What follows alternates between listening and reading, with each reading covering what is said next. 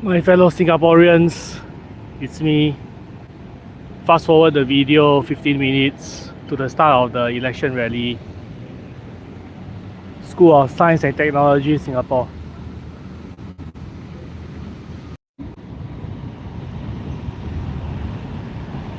One, two.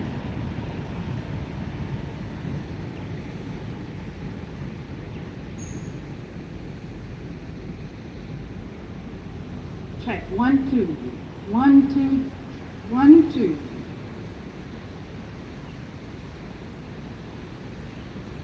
Check. 1, 2.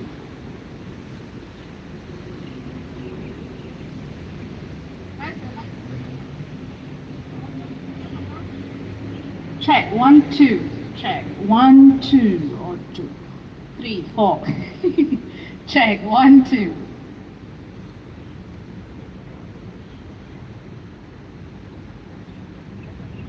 Check. 1, 2. Check. Sound check. 1, 2. Check. 1, 2. Check. 1, 2. Check. 1, 2.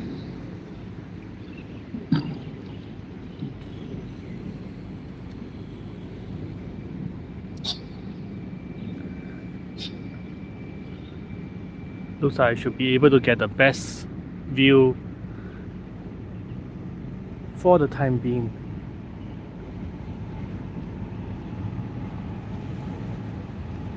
And they could also get the best audio if I were to stand here.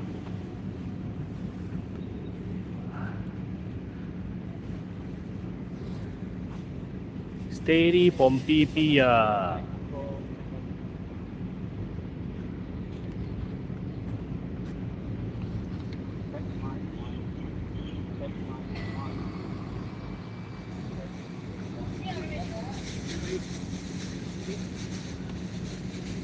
Thank you.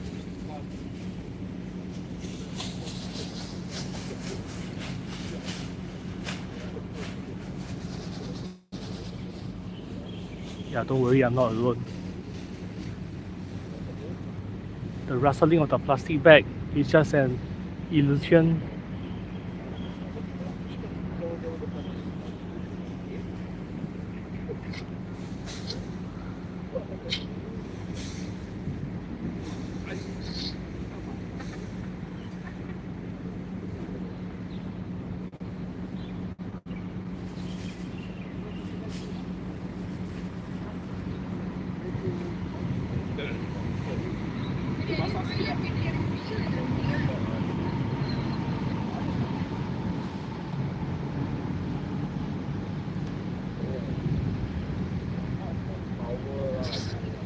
The rumbling of the thunder sure isn't an illusion. No lightning, but it was definitely Cat 1 earlier. Glad the thunderstorm is behind me.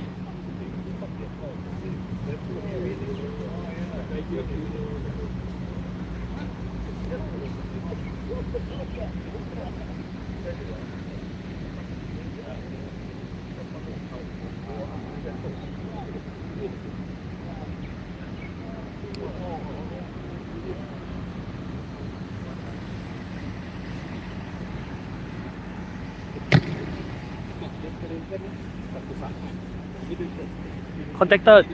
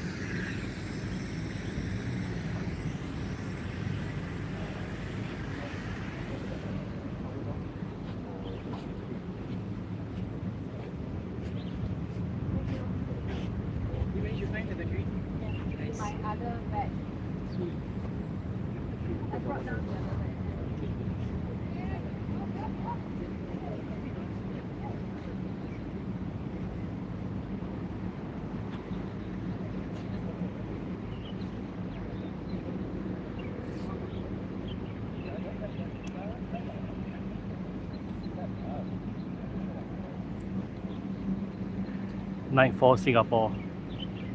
Sunsets over the School of Science and Technology Singapore.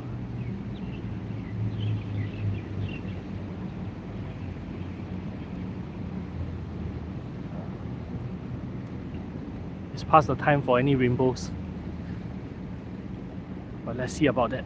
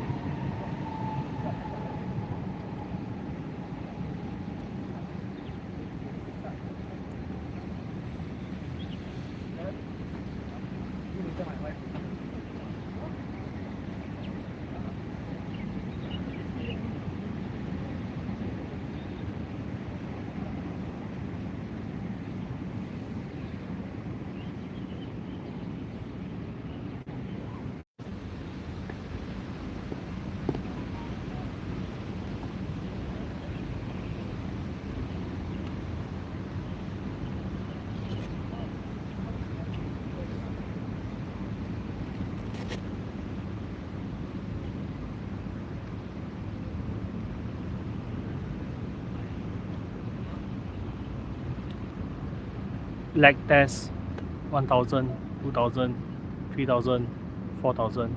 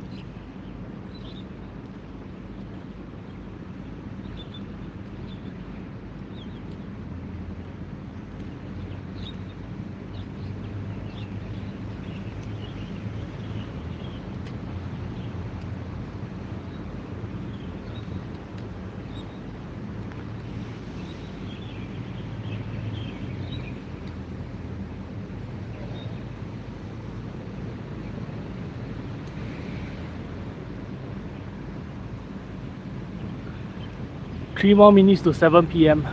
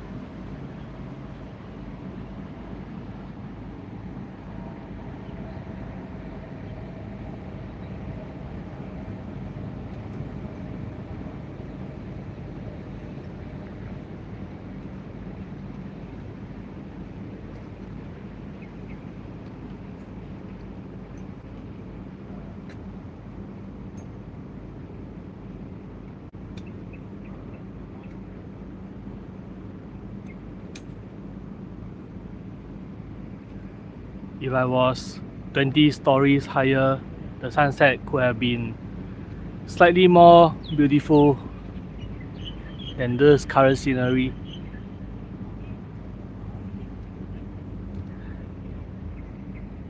"20 floors higher. 20 floors higher."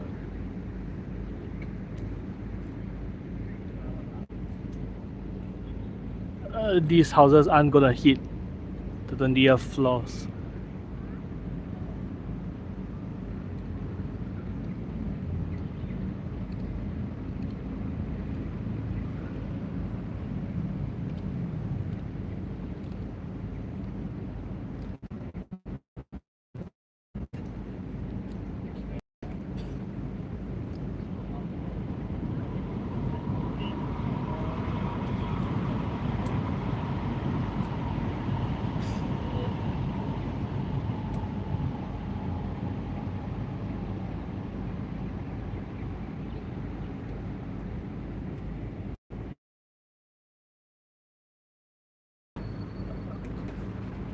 This.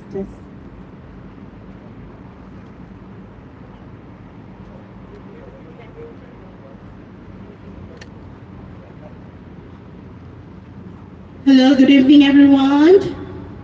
Our apologies for the delay due to the weather and clearance that we are yet to sort or to receive for the lightning. We will be beginning our session at 7:15 p.m. today. Thank you. 15 more minutes.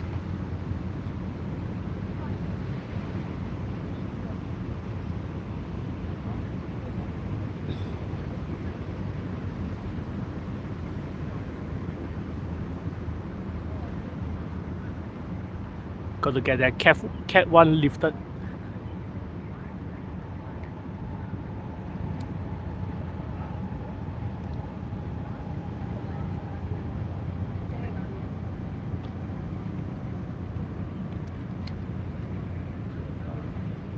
Cat 1 is code for high risk of lightning.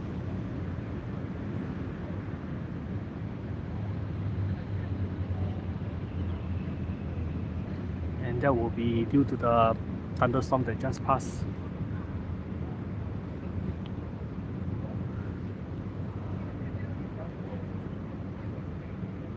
Risk of lightning, get it?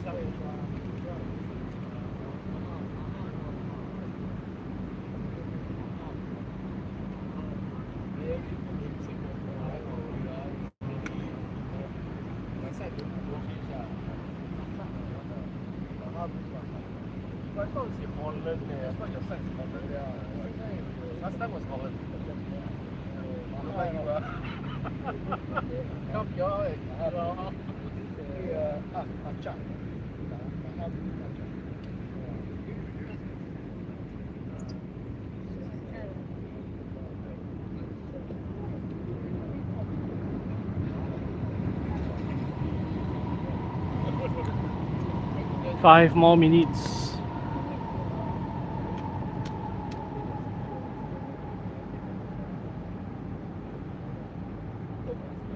And while you are waiting, if you are bored, just rewind the video to whenever in the past to see if you can catch anything interesting.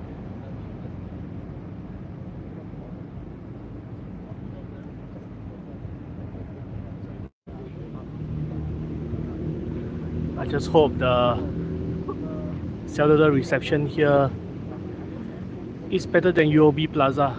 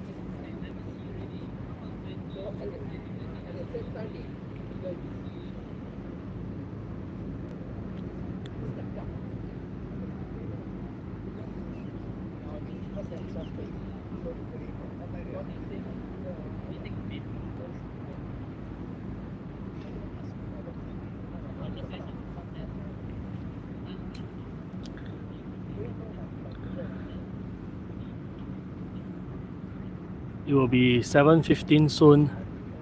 We will need to get an update on whether the rally is cleared to proceed.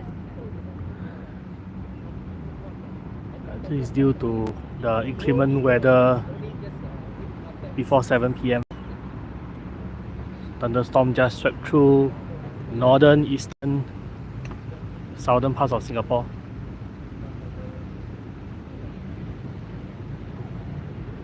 And we have people coming to the stage.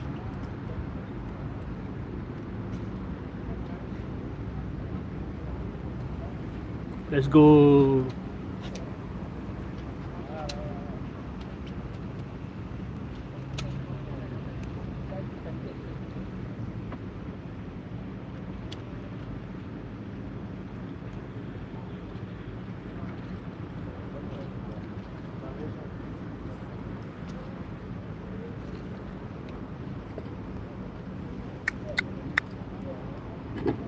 Good evening, everyone. It's 7:15 p.m. We are getting our candidates to be seated first, and we will commence the session shortly.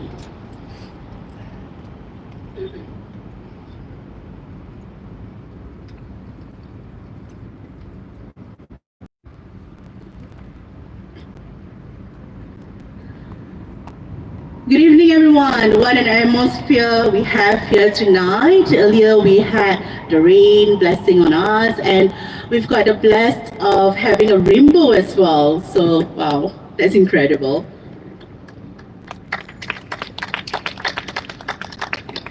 Okay, thank you all for coming and showing your support tonight. My name is Lyanna Damira, and I'm truly honored to be your MC for this evening's rally. This is our second rally out of the 4 we've planned thus far, and the momentum just keeps building. So tonight, our Holland Bukit Timah GRC team is joined by the rest of our passionate and dedicated Red Dot United family. 8 candidates standing strong together, united in purpose and vision. We are here because we believe in a better tomorrow, and it's heartening to see so many of you here who believe in that too. Please join us in the middle of the field. Now, to kick off the evening and set the stage for what promises to be a powerful lineup of voices, please join me in welcoming our first speaker, a man of integrity, wisdom, and unwavering commitment, our Red Dot United Chairman, Dr. David Foo.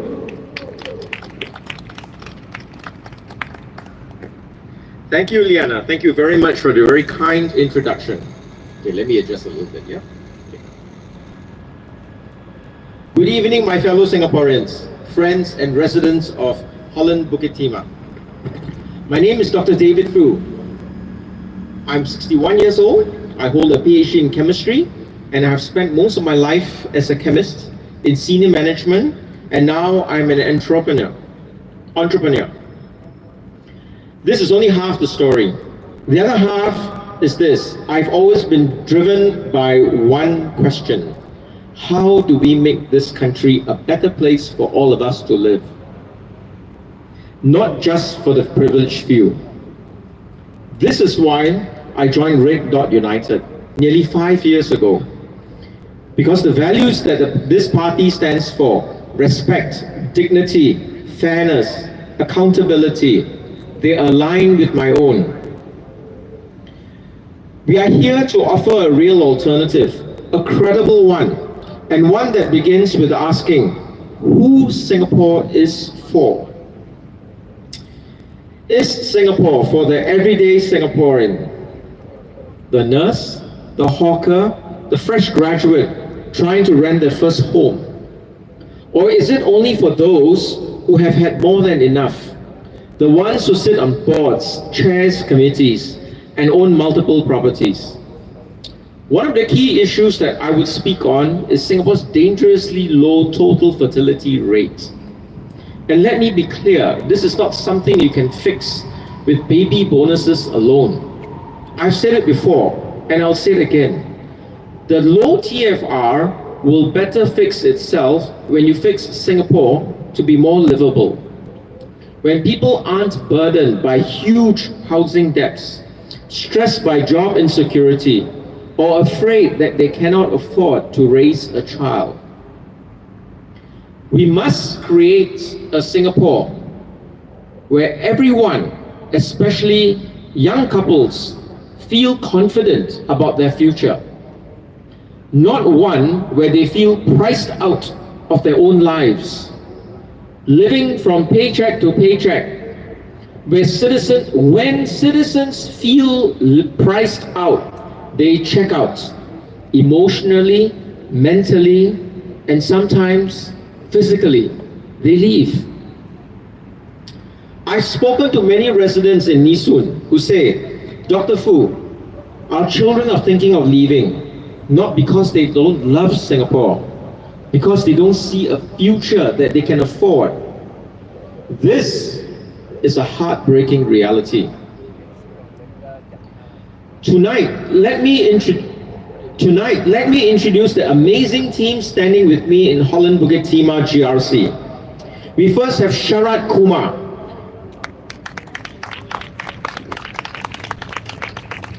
Shahik is only 25 years old, a bright assistant engineer, trained in mechatronics. He's a national serviceman who believes that if you're old enough to carry a rifle, you should be trusted to decide who leads the country. Next, we have Miss Emily Wu.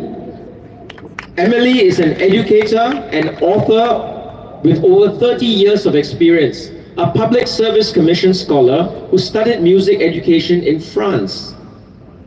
She fights for smaller classes and better support for teachers and seniors.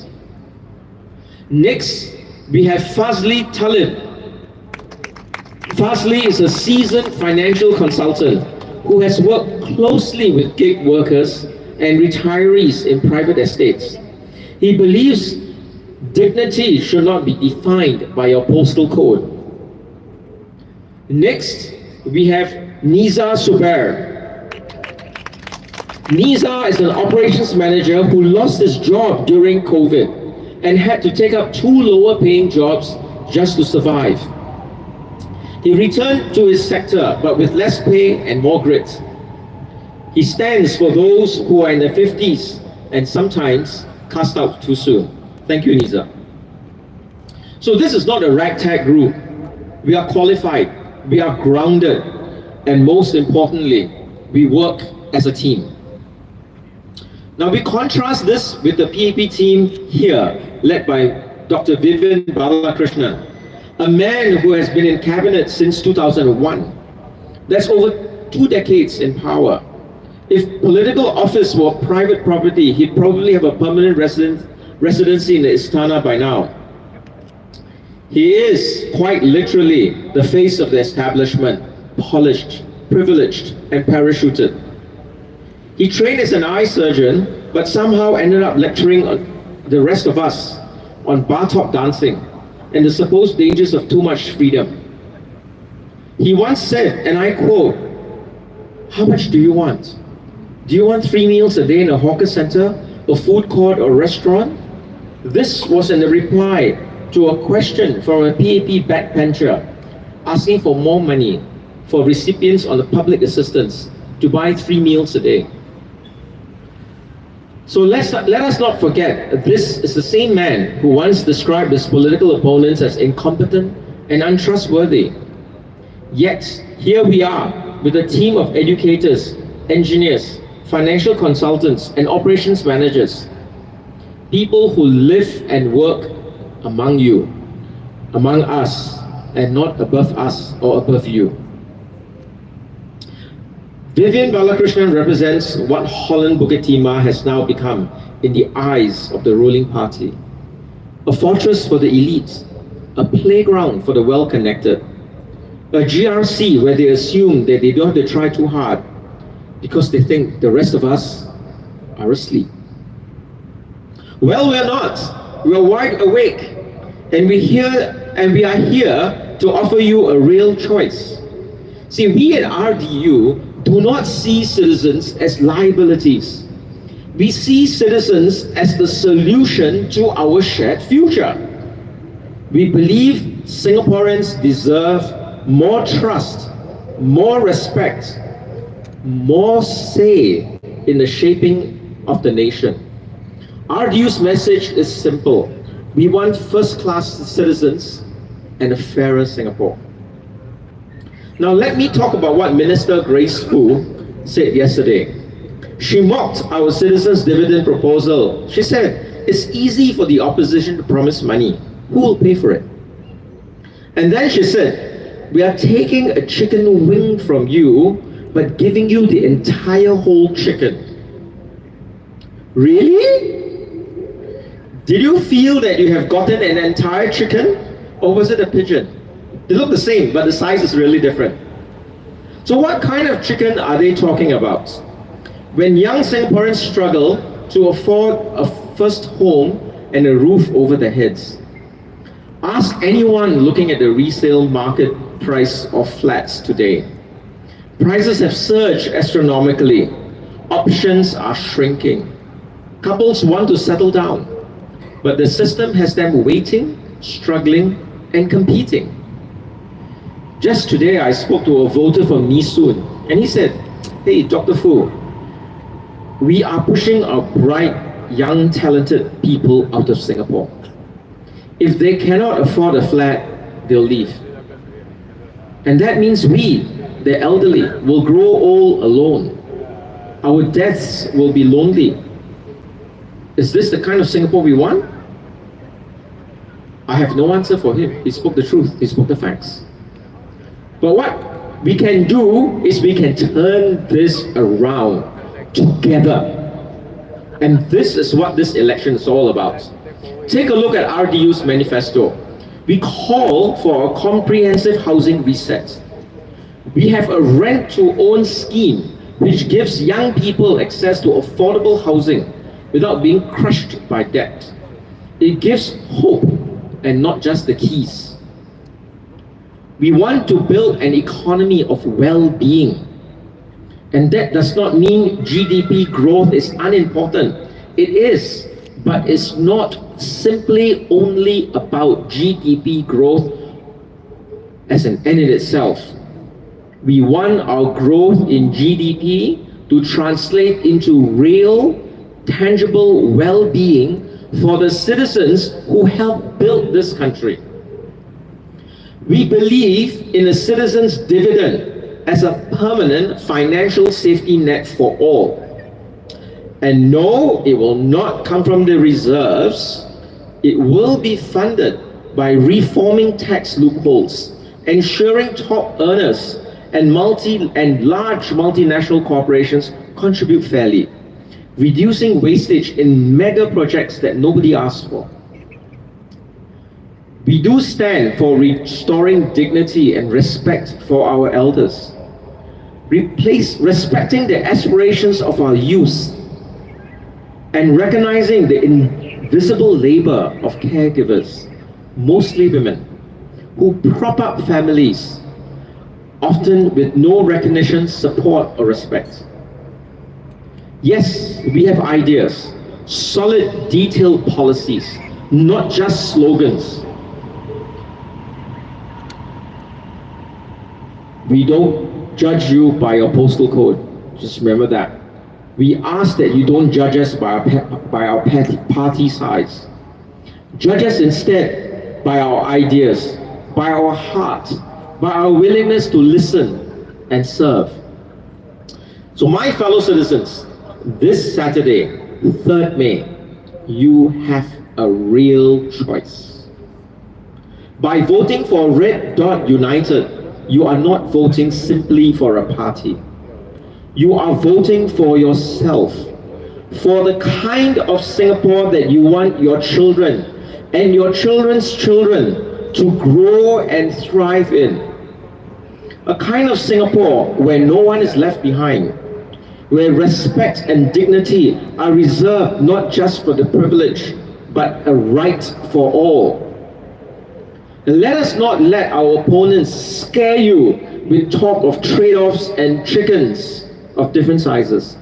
Let us build a country where our young can feel secure and dream dreams again and not run away. Let us give our seniors peace of mind that they have earned. And let us make this country our home once again.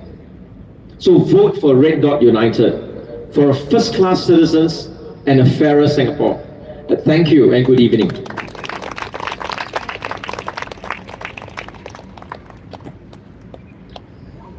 Thank you so much, Dr. David Fu, for that powerful and inspiring message.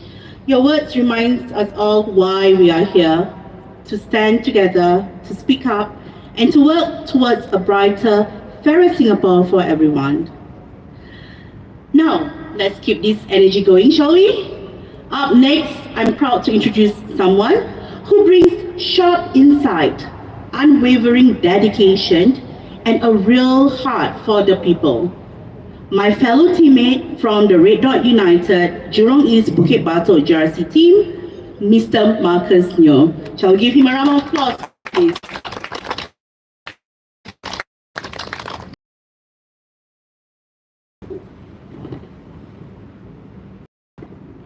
Hello everyone, very good evening to all of you.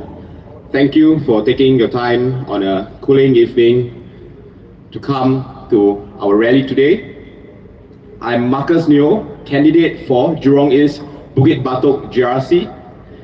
And RDU is, we're all reaching the tail end of our campaign. So I would like to invite everyone to give a round of applause for our hardworking team here at RDU.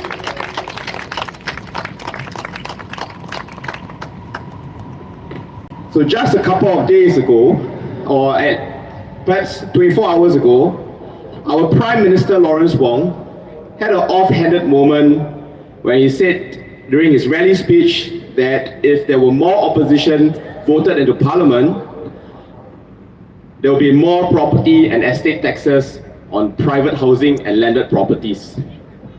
He then had quite a genuine reaction and he pointed, why is only the Marine Parade crowd reacting?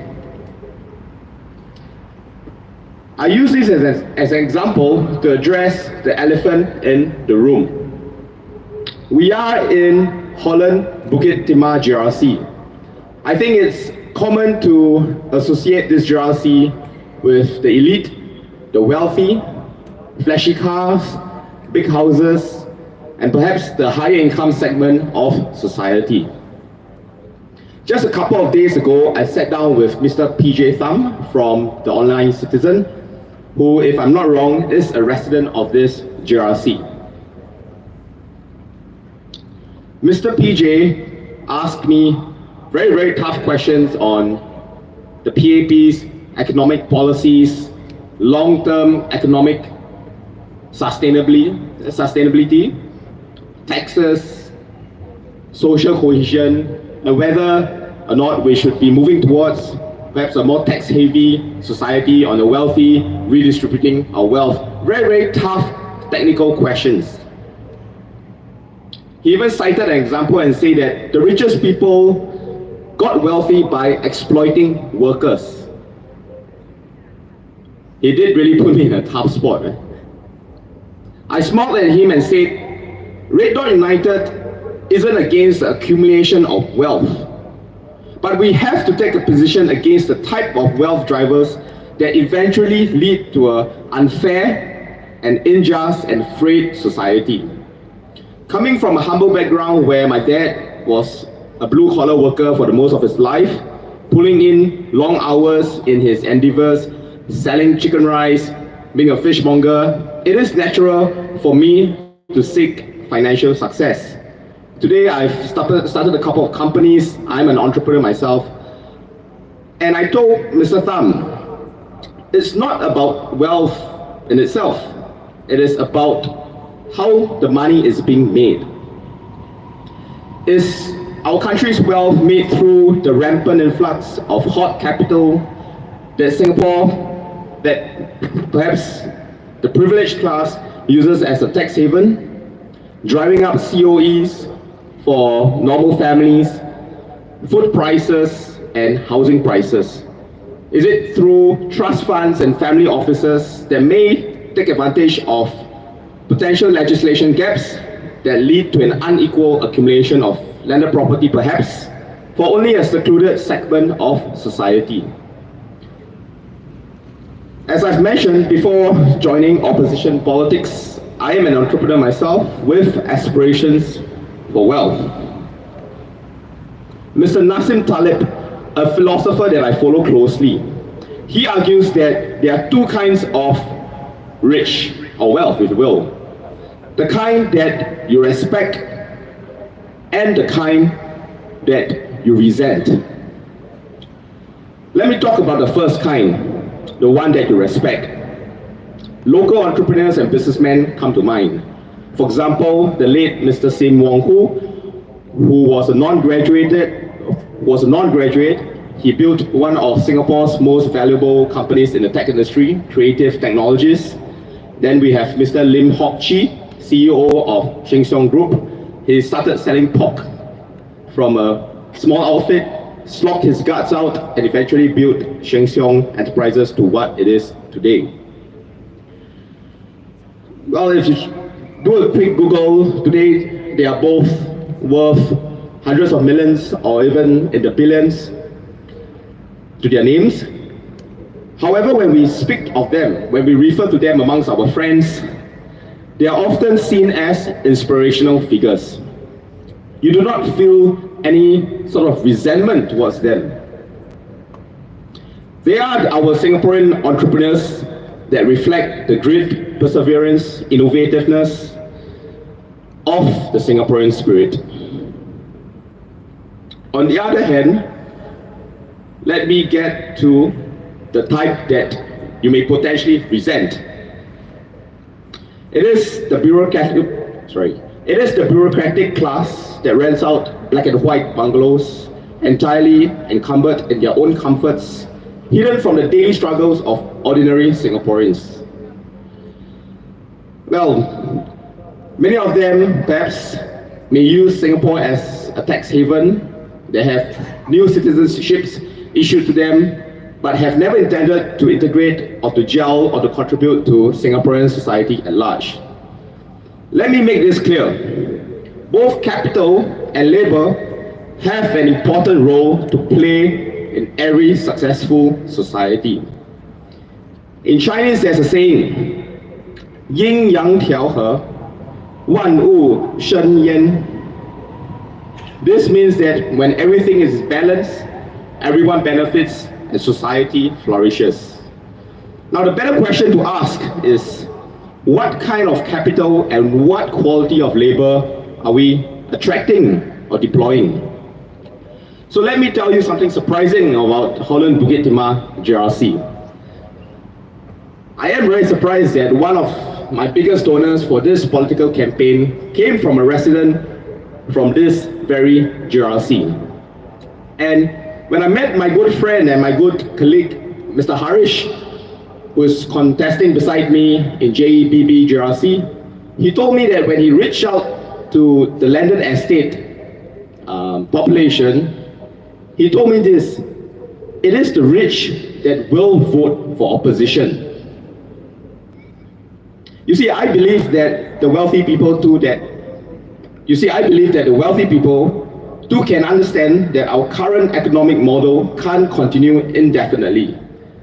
There must come a breaking point where this 40-ton truck falls off the cliff.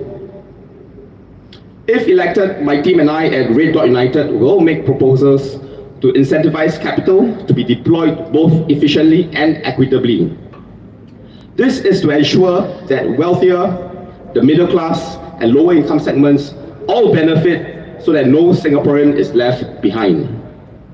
I don't say this out of mere idealism, but a practical appeal to self-interest of our nation and practical economics. For example, when employees feel more protected by fairer legislation, they're happier to come to work, they feel more safeguarded to speak up at work, to innovate, to propose new ideas to their employers, and to produce more. This in turn not only balances the relationship between deployers of capital and consumers of wages via labor, but this also builds a symbiotic win-win relationship between perhaps holders of capital and people who are in the labor segment. Secondly, Red Dot United will push for Singapore to invest in high-value advanced manufacturing. We'll push for Singapore to learn, innovate, replicate, similarly to Taiwan's semiconductor industry and South Korea's precision engineering and high-tech production policy. After all, Singapore was once touted as the 4 Asian tigers when it comes to economic growth. Today, I'm pretty sure you may feel likewise as I do. It can feel that we are at least a decade behind in terms of innovation, high-value manufacturing as compared to our peers in the region. Thirdly, Red Dot United will propose legislation to tackle late payments. There is a good percentage of B2B invoices in our B2B industry that is written off as uncollectible. I know, I am a B2B entrepreneur businessman as of now. To address this, we propose legislation against late payments across all industries to protect micro and small enterprises. Ultimately, we do not want a society that is resentful of the wealthier class, a society that is torn apart by divides in socio-economic class. I would like to reiterate, I say this not out of idealism, but also in consideration to our nation's long-term self-interest. Together, these proposals can build a Singapore where we don't have just transactional relationships, but one where all citizens from all economic classes can be glued together by a fair and just social contract. A nation where ordinary Singaporeans don't just survive, but strive. Today, Singapore stands at her pivotal moment. Your future, your family's future, and the future of all Singaporeans isn't just in one person's or one political party's hands. And while there is nothing wrong with being or having aspirations for wealth or being born into it through God's given gifts, our country's future and her people is the pride, the burden, and responsibility shared amongst all citizens. Students, working adults, retirees, singles, married, the graduates and non-graduates, the successful and the downtrodden, the young, the middle-aged, and the old. We want a society that isn't too lopsided towards either capital or labor. We want to build a progressive society that takes care of her people, both the wealthy and her poor. We want all Singaporeans from all walks of life to succeed cohesively together, to feel like they have an equal opportunity at life's lofty aspirations. We want Singaporeans from all walks of life to succeed as one united people. Vote for Red Dot United, vote for RDU's Holland Bukit Timah JRC team. I'm Marcus Liu. Vote for Singapore. Thank you.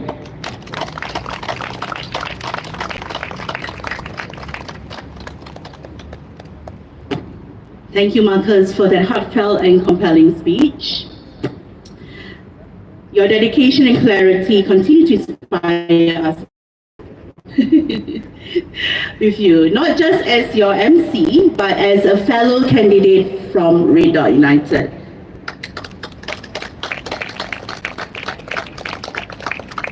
Well, I'm humbled and excited to share with you why we are standing here today and what we are fighting for together with you.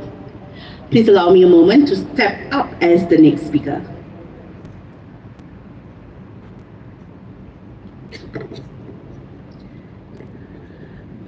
Good evening, Singapore. My name is Lyanna Damira, and I'm standing here today not just as a candidate, not just as a mother or a worker, but as a Singaporean who believes we deserve better.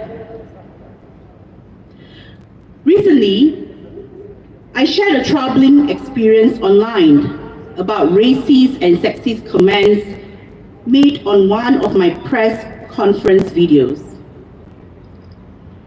At first, I chose to focus on our campaign.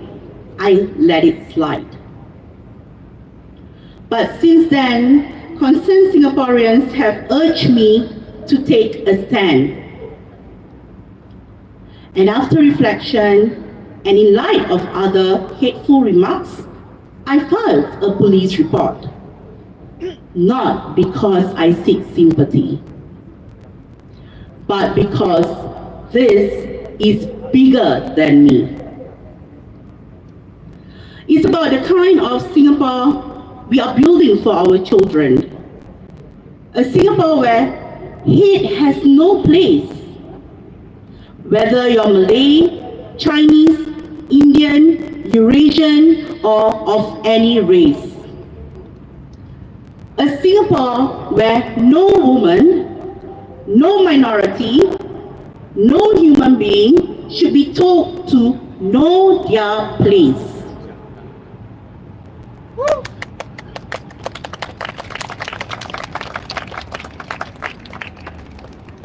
The only thing needed for hatred to win is for good people to do nothing. Well,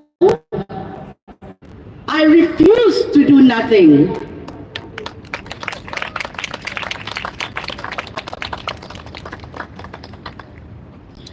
When we stay silent in the face of bigotry, we let it fester. But it made me wonder, where were Grace Fu and Rahayu Mazam? Why did they choose to stay silent? Why didn't they condemn such misogynistic behavior, especially when they too are women serving in public office?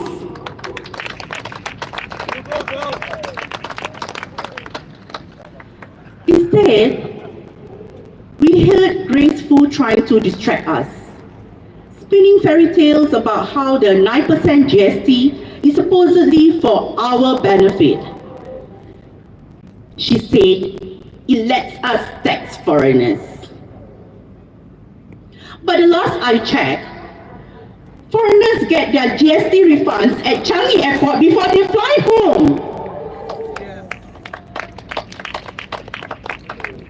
Are we fools to be fooled again?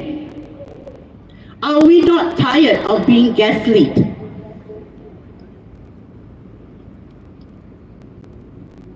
And what about Rahayu Mazam? She proudly spoke about helping families during her 10 years as MP. That's good work.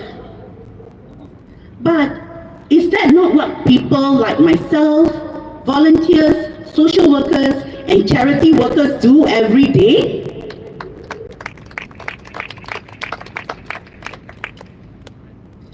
If that's what she wants to keep doing, and her true passion is to continue helping individual families, maybe it is time she considers a role in social service agencies. I'll even write her a glowing recommendation letter myself. But in Parliament, we need more. We need courage. We need someone who speaks truth to power.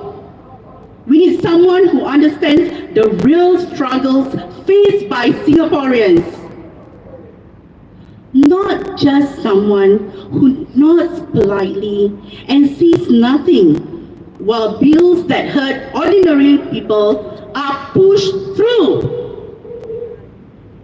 Because Parliament demands more. It demands people who will stand up and speak boldly, ask the hard questions, and fight for policies that change lives. Now let me ask you, have you seen Rahayu Mazam stand up in Parliament to demand better healthcare, better job, better lives for you and your families? When was the last time you heard her challenge a bill in Parliament?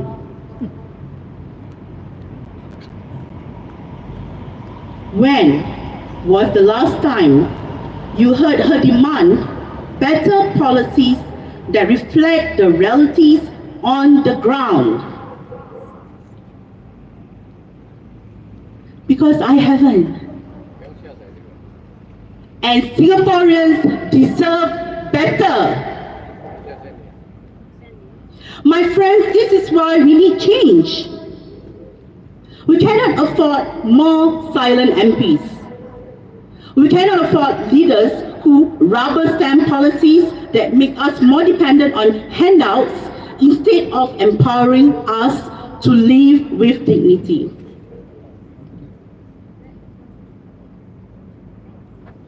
Tonight, I dare say it. Elect me, Lyanna Damira, into Parliament.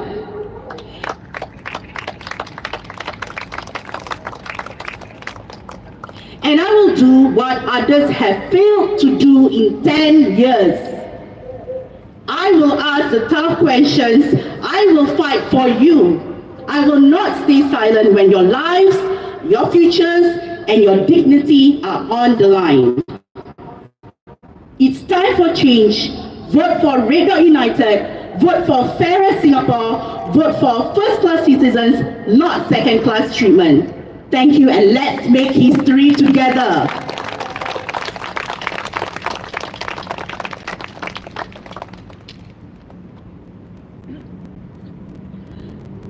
Thank you all for listening and for standing with us as we continue this journey together.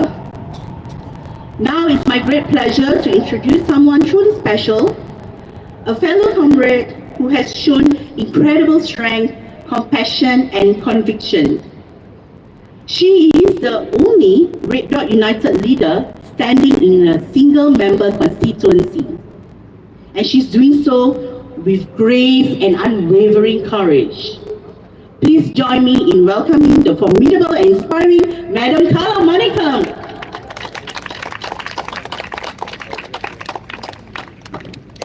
Good evening, my dear Singaporeans. How are you today? Not bad. Feeling good? Yes. Yes, I'm so happy to see so many people here. Okay, it doesn't matter the number that counts. It's the spirit to do something different from Singapore. And I really admire you. Guys, give them a round of applause.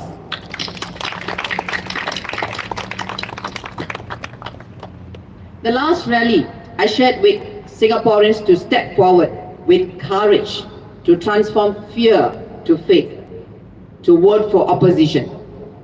Today, I want to make a stand that opposition strengthens our government with new ideas and perspectives.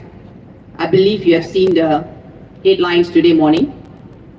Can anyone shout out for me what was the headline today morning in Straits Times? Anyone? What did our Prime Minister Lawrence Wong have said? Big words. What came up? He said, oppositions will weaken. If opposition come, they will weaken their government. So I'm taking a stand today to say that oppositions strengthen our government. I'm Manikum, a graduate with Masters of Arts in Education, a research-based program. As a single mother of a 16-year-old, I deeply understand the struggles and emotional burdens faced by single parents in Singapore. My career began as an SAF officer, proudly serving as part of a pioneer batch of the Tri-Service Officer Cadet Course 190 OCC. OCC stands for Officer Cadet Course. If any one of you are here from my batch, please say hi to me. While I trained alongside with men and was appointed as a platoon commander at the Officer Cadet School, I later transited into the private sector after serving obediently my contract for 7 years, where I contributed to the private sector building an on-the-job training institution for a construction company who never knew what is learning and development is all about. I'm proud of the company called Plant Engineering Construction Private Limited. Thereafter, I moved on to the healthcare, Singapore General Hospital and National Heart Centre as a learning and development officer, developing the nurses in the skills of leadership and career path where they can see themselves where they're going to arrive at the end of their journey. Over the past 20 years, I've grown into a specialized educator committed to building individual competencies and guiding their profession development. However, I've also witnessed the disheartening reality that despite so much of efforts in the last 20 years, many do not secure meaningful jobs. And you have heard about training, retraining, whatever you say. So in the last 20 years, one of my learner told me she has 80 certificates collected over a period of 1 year, but no job. So that actually, these ongoing challenges has made me step forward to speak for the rights of Singaporeans. I believe our government has a duty of care to ensure that citizens are gainfully employed so that they can support their families and protect their mental well-being. Just to relate, recently you must have heard about a news of DBS laying off 4,000 contract staff over a period of 3 years. Did the organization thought for a moment by they laying off these people, they're not just laying off one single person, but they're laying off the whole family. Did they ever thought of feeling how the whole family will be going through the challenges, especially financially in Singapore with the rising cost of living? If the organization has a great leadership, the great leaders will ensure that these people are being redeployed with redesign of jobs. What happened to our leadership? If they don't even know the skill sets of redesigning the job, then why do you employ people in the first place? So you don't employ people as and when you wish, and then you kick them out as and you wish. I believe we people are not just numbers again. I'm repeating this again in my second rally. We are not just numbers, dear Singaporeans. We are human beings with feelings and emotions. Come on, yes. Prime Minister Lawrence Wong. Not too sure, still call him Prime Minister or Mr. Lawrence Wong? Yeah, okay, Prime Minister. I said, a vote for the opposition is a vote to weaken the PAP team. But let's be clear, a vote for the opposition is not a vote against Singapore. It's a vote for check and balances. It's a vote for accountability. And most importantly, it's a vote for our people, Singaporeans. Come on. We agree that Singapore stands at a crossroad, but facing its future requires all hands on deck. Not just one party. It requires robust debates, diverse perspectives, and leaders who are not afraid to be questioned. Strong government are not weakened by scrutiny. They are strengthened by it. So now, you can assess yourself how confident is our government, so-called PAP, how confident they are. If they're really very confident, they will not do reboundary every 5 years. If they're really very confident, they will not tell opposition will weaken our stand. If they're really very confident, they will have a gutsy fight with opposition, with all they have in their mighty, they feel. Because they've been ruling our Singapore for 60 years. They should be super confident than what we are. We formed only in 2020, 5 years old, compared to 60 years of their ruling. They should be super confident. I'm not too sure why this statement is made. When opposition comes into parliament, they are weakened. Singaporeans, it's time for you to reflect. I'm pretty sure that you are reflecting, that's why you're here. And I'm pretty sure that every information I'm getting and all the facts we're getting is we are getting it from you. Secondly, Prime Minister Wong, I think today he cannot sleep. Maybe he sleep also, he's sleeping thinking of me. My name is Manikum. Okay? Secondly, Prime Minister Wong claims that the opposition has not spoken seriously about our nation's challenges. With due respect, that is not accurate. Opposition party, including Red Dot United, in all the rallies you can see, they have raised critical issues from rising costs of living, income inequality, housing affordability, which now HDB housing costs more than $500,000. I could not believe. Right? To sustainability and future of workforce. These are real pressing concerns affecting Singaporeans every day. If these are not serious challenges, then what are we talking about in the past 6 days of our campaign? I think Mr. Lawrence Wong has to reflect. Is he really thinking we're not talking serious issue? We're spending many nights, sleepless nights, and working through our direction to reach out to every single Singaporeans in every corner of Singapore and every opposition party are making their stand. And he can make such a statement. Moreover, we have only raised these issues. We have also proposed solutions. RDU, like our other credible and responsible opposition parties, has put forth our manifesto with concrete strategies aimed at improving lives and strengthening Singaporean long-term resilience. We have also put together our town council plan, which sets out our plans for taking over any town council for constituencies we win. You know what is the setting? Every time they will ask this question, if you win, can you make it or not? Can you make the town council? Come on guys. Is it so difficult to set up a town council? I don't understand.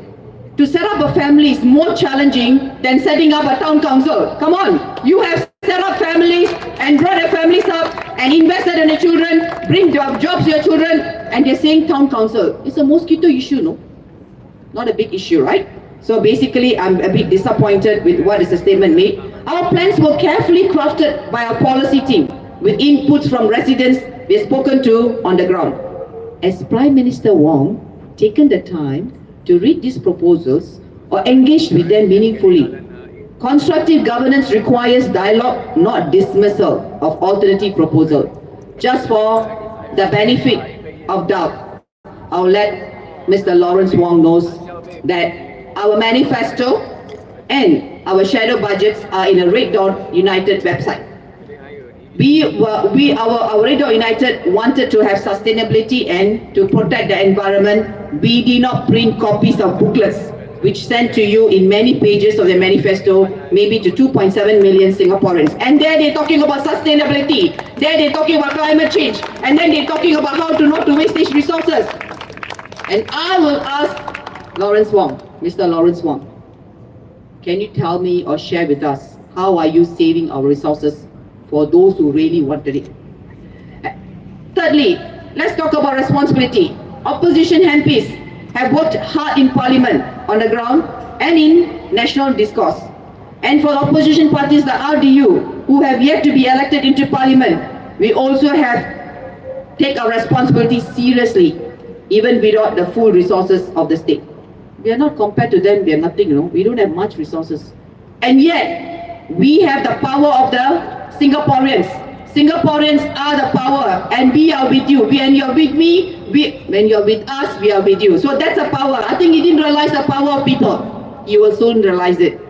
Over the past 5 years, ever since RDU contested in GE 2020, we have been walking the ground in various constituencies, especially Jurong GRC, now largely rezoned already, as Jurong East Bukit Batok GRC, Jurong Central SMC, and more recently, Nisun GRC and over at Holland Bukit Timah GRC. I believe some of you would have seen our posters or met our team working very hard to meet and greet you in places like Toi, Jenghua, etc. We have also been listening to your feedback so that we can be a voice and hopefully represent your concerns and aspiration in Parliament should be elected. But I want to assure you one thing. Parliament is being set every month, and you can do a calculation how many people go to the Parliament. And most of the time, the Parliament back is quite empty or they're sleeping. I didn't say, Singaporeans send me messages to show me videos of their sleeping, okay? But we want to take this commitment. When we are in Parliament, every month without fail, our RDU team will be there to address issues, address concerns, and debate about issues. Yes, RDU? We are here to simply ask questions to make noises. We are not here to ask questions and to make noises. We are here to serve, to represent, and to build better future alongside all Singaporeans. And finally, yes, leadership renewal is important. That's what our Prime Minister Lawrence Wong said. We need a leadership renewal. Fantastic. I agree with him. Not just in PAP, but across Singapore political landscape. That's why you need diverse voices in Parliament who can challenge ideas constructively and push for better outcome. A monopoly on leadership is not renewal. Real renewal includes choices, competition, and courage. Singapore deserves a resilient democracy one where one single party can claim sole ownership of our success. No one can claim sole ownership of success or our future. It belongs to Singaporeans, every Singaporeans, not to one particular party called PAP. So please, you have the rights, and you have the rights to have the ownership, every Singaporean. We want to be the first class citizen, fairer Singapore. Vote for RDU.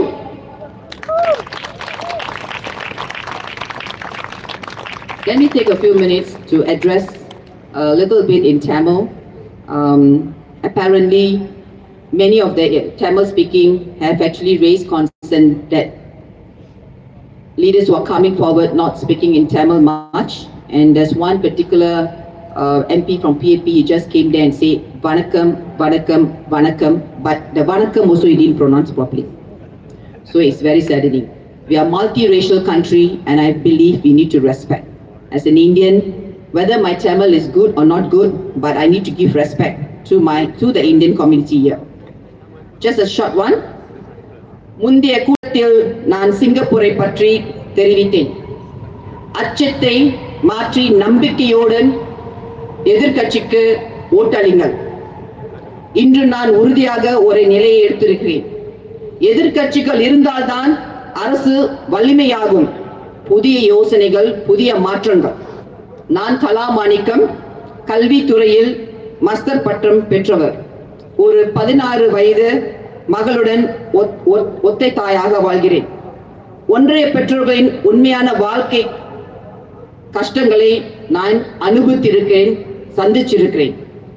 என் வாழ்க்கையில் நான் SAF-இல் ஒரு அதிகாரியாக பணிபுரிந்தேன்.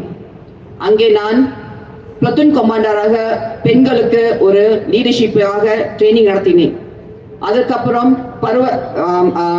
Private செக்டர்ல நான் ஒரு learning and development இதில் Singapore general ஹாஸ்பிட்டலும் national heart சென்டர்லையும் நர்ஸுகளுக்கு training நடத்தினேன்.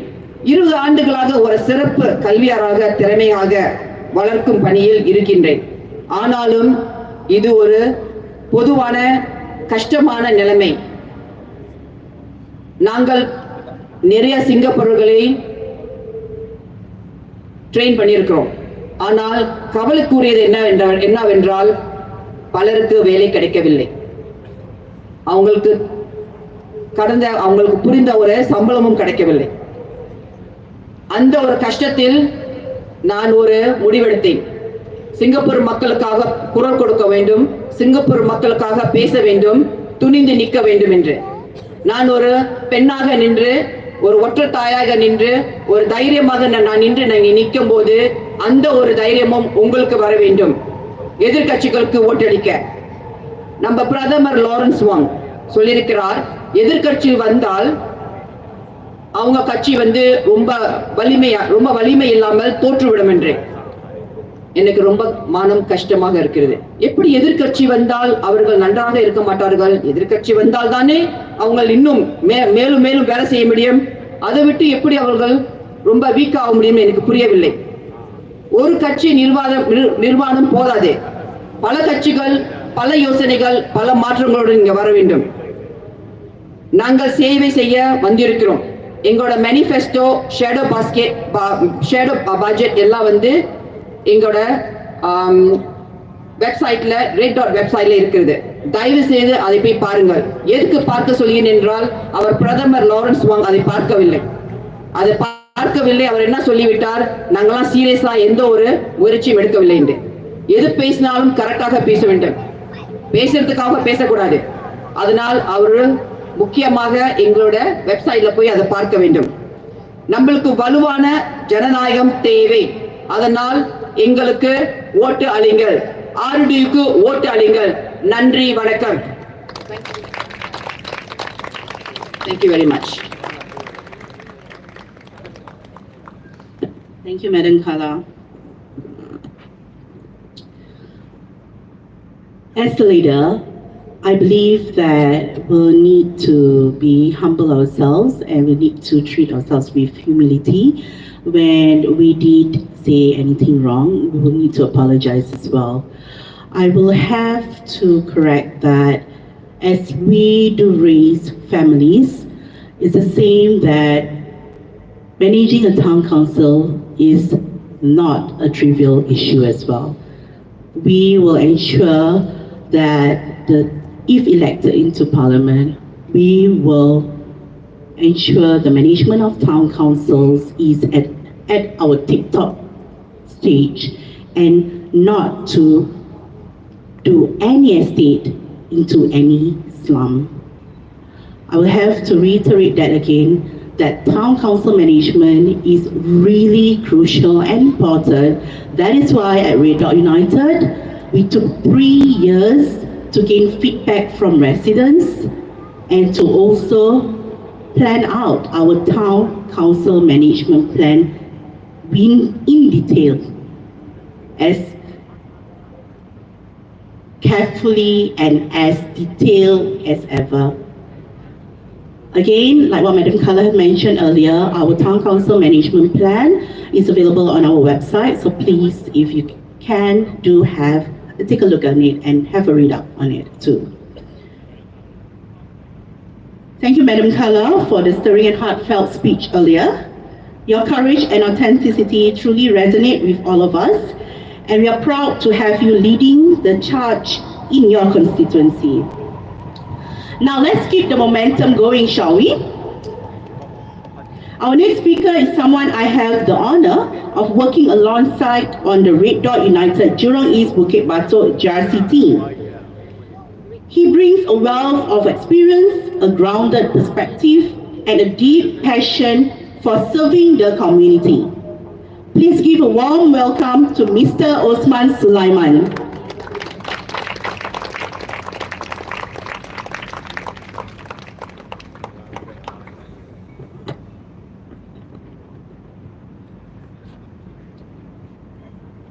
Good evening, ladies and gentlemen, fellow Singaporeans. I'm Osman Suliman. I'm one of the candidates in Jurong East and Bukit Batok JRC. So today I stand before you with a simple but powerful message. Singaporeans deserve more.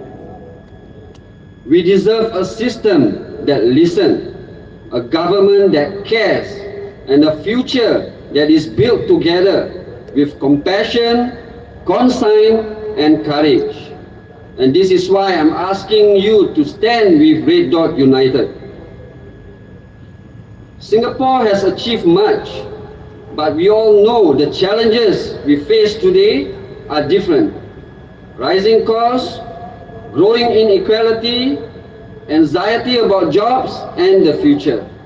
And yet, the solutions we hear from the government are often the same.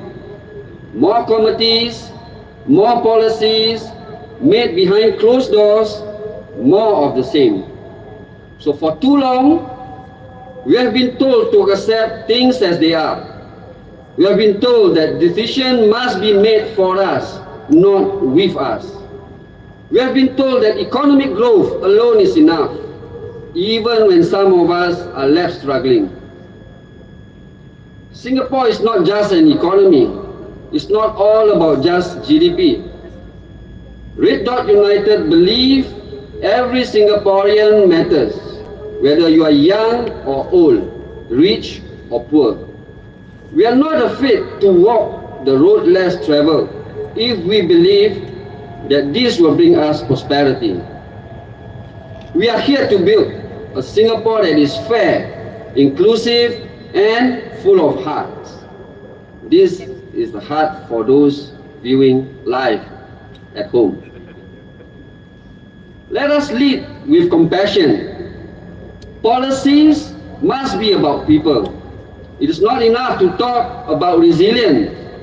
We need to make sure that our workers are protected, our seniors are cared for, and our youth are empowered. No Singaporean should feel abandoned in their own home. Let us live with a conscience. We demand openness. We demand accountability. Why are decisions always made behind closed doors? Why do we have to fight so hard to get just the basic information? A confident government does not hide, it will listen. A Red Dot United will stand firm to make sure your choice is heard. Let us be courageous. It is easy to stay silent. It is easy to say, let's not rock the boat. But Singapore's success was never built on fear. It was built on courageous people daring to dream, daring to do it better. Today we need that courage again. Today we need you. Voting for Red Dot United is not about rejecting Singapore. It is about protecting it. Protecting our future, protecting our rights, protecting our Singaporean spirit. Dear voters, when you cast your vote, you are sending a message. You are saying that we want a stronger voice. We want leaders who listen. We want a Singapore that belongs to all of us. And with Red Dot United, you are voting for that hope. You are voting for that courage. You are voting for a brighter, bolder and better Singapore. Recently, MP Mariam Jaafar in her speech mentioned that some segments of the society plant doubts in the minds of the voters regarding the state of affairs of the Malay community. She spoke as though the Malay Muslim community is all fine and dandy, but record shows otherwise. We need the awareness among the PAP Malay MP that there is still a gap between the Malay community and other communities. For example, in the field of education, employment and economics, many problems like discrimination, level of crime and high divorce rates still exist within the community. Without awareness and the courage to apply effective strategies, many of these problems will not be solved. So on polling day, we want you to bring your family. We want you to bring your friends. Bring your hope, bring your dreams and love for Singapore and vote for Red Dot United. Together, we can build Singapore we believe in. Thank you and Majulah Singapura.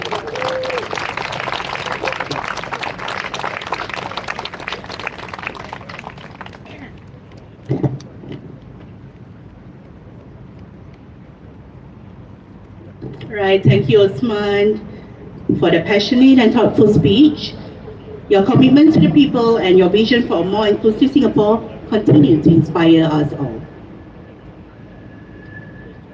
So now, we turn our attention to the north,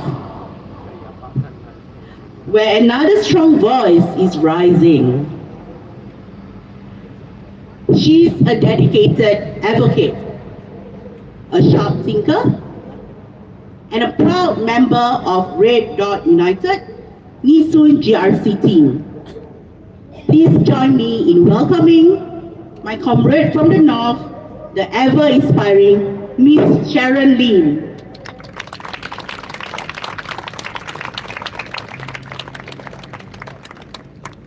Thank you, Lyanna.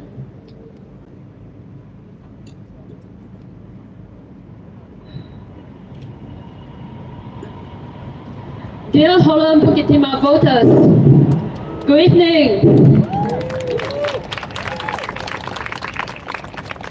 I'm Sharon Lee, a Nisun GRC candidate. I'm 40 years old and I'm in the IT industry for more than a decade.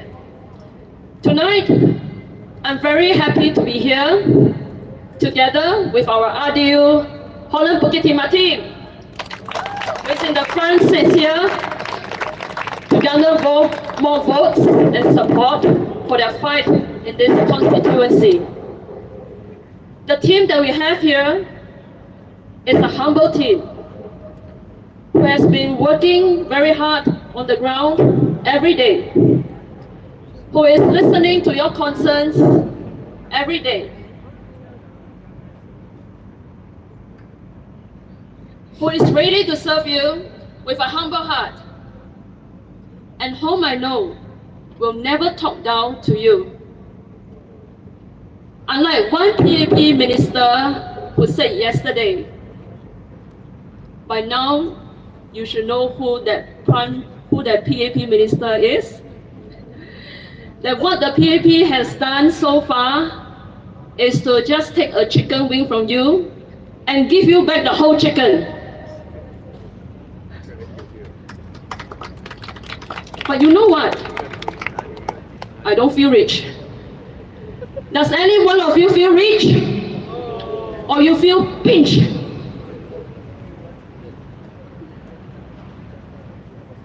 I'm here tonight not just as a candidate, but also as one of you who feel that our ministers are living in their ivory tower, who cannot feel the same concerns as you do, who hear your words and then brush them aside.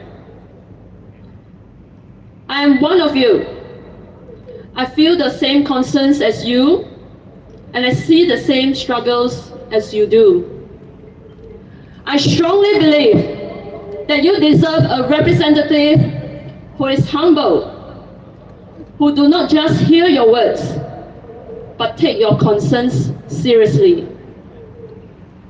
In the past, Vivian once asked, and I'm referring to Vivian Balakrishnan.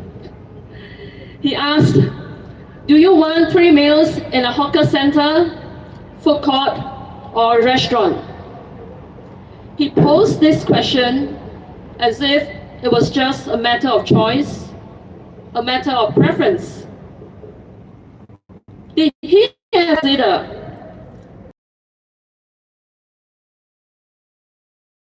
or even skip just to save some money? Does he know that there are Singaporeans who are relying on ultra-processed food, such as instant noodles, just to get by? And does he know that there are people who are picking up scraps from hawker center at night to eat the leftovers?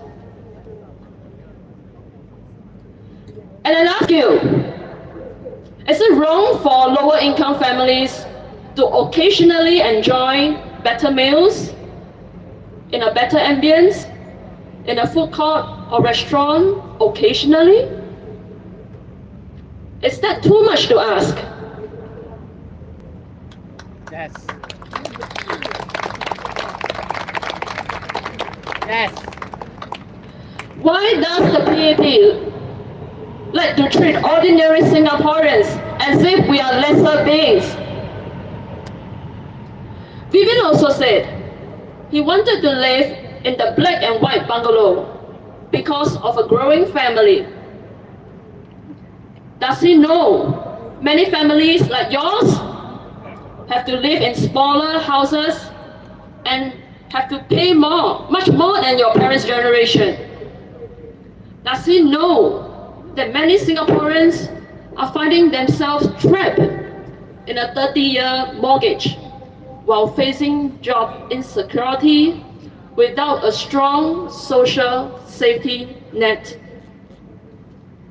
And does he know that more and more young couples cannot even afford a flat now?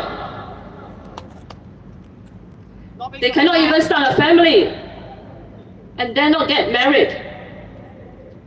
The PAP likes to talk about understanding your needs. They say they walk with you. But will someone who walks with you talks down to you like that without solving your problems?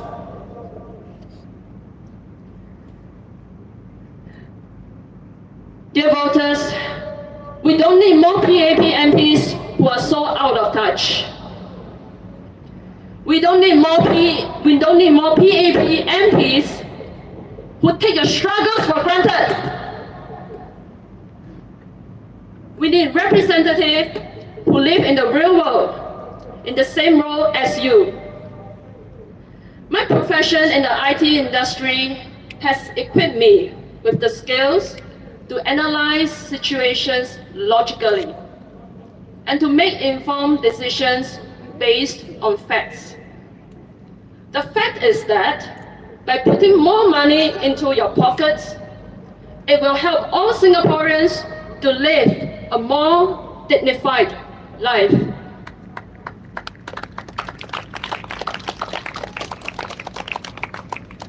We want Singaporeans to be able to continue to afford food at hawker centres,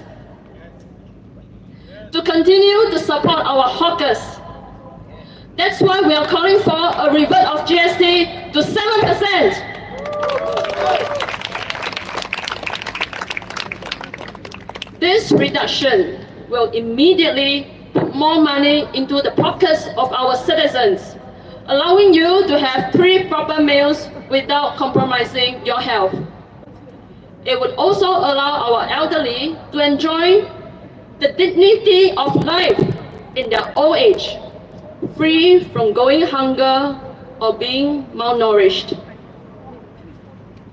We also want to abolish the carbon tax to make electricity affordable for ordinary families and businesses.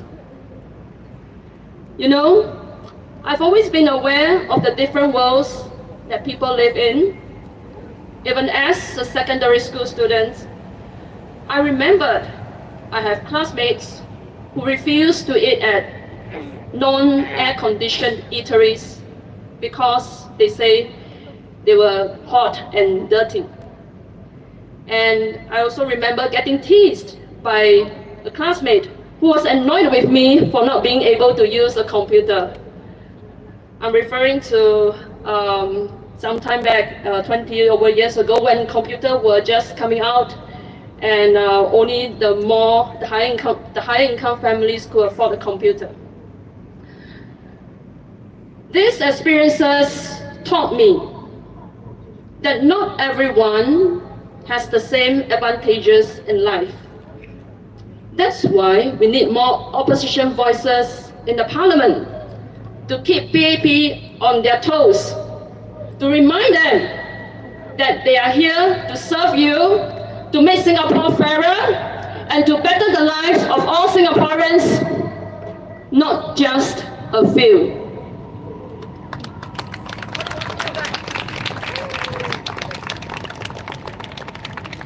Voters of Holland Bukit Timah, a vote for the PAP is a vote for the status quo.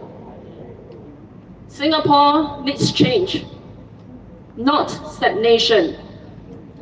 Singapore needs to move forward boldly, not to stay at where we are now and being afraid of change. RDU manifesto calls for changes that allow Singaporeans to share in the collective prosperity of this country, ensuring that everyone, from the young to the old, from the singles to those with families, from blue-collar to white-collar workers, for all of them to be able to enjoy a dignified life, ensuring that no one is left behind. The trickle-down economics of the PAP for the past few decades is a shame, leaving many Singaporeans behind. When you cast your vote on the 3rd of May, ask yourself these important questions. Do you want a representative who understands your struggles, who lives among you, who will fight for you? Or do you want more of the same? More empty promises? More out-of-touch rhetoric? More of the same system that advances the interests of the elites and the ministers, but leaves you behind? Dear voters, I believe you can sense that we are at a different juncture now. We are facing a trade war ahead, and also very advanced technological changes. We think that the way forward is not to stay put, but to put one foot forward, start debating, and start trying new ideas. If this is for you, vote for Red Dot United! Thank you.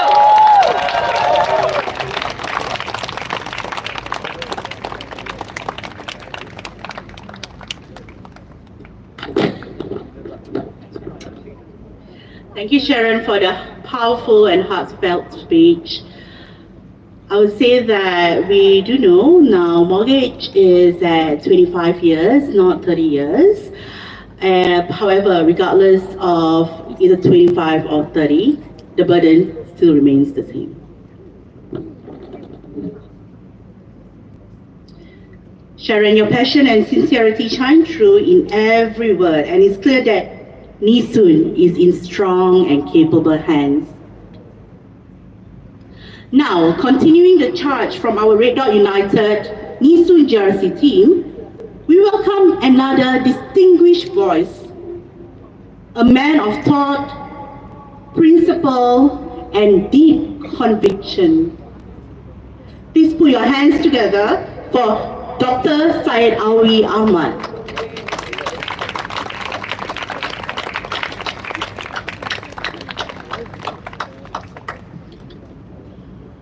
Good evening, friends and fellow Singaporeans. My name is Dr. Sai Ai Ahmed. I'm a physicist by training, a teacher by profession, and a Singaporean by heart. I've spent much of my life studying black holes and quantum fields, but the most urgent questions I face today aren't cosmic. They're deeply human. They're about fairness, dignity, and whether this country we all love still sees every citizen as first class. Let me begin with one of the proposals I helped develop, one that is especially close to my heart, the Supporting EduFund Tuition Scheme, or SETS. Some of you may already know that there are race-based tuition schemes in Singapore today. The idea behind them was well-meaning, but let's be honest, it's time to move forward. What SETS offers is something more Singaporean. It is race-blind, and it focuses on need, not ethnicity. It targets underprivileged students in small groups, no more than 4 students per class. Because every child deserves attention. Every child deserves belief. Every child deserves a fair shot. We don't believe in handouts. We believe in building people up. That's what fairness really means.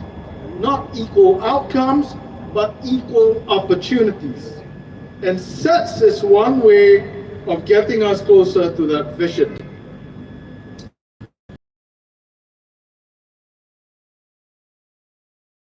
Choice, including the energy that powers our nation.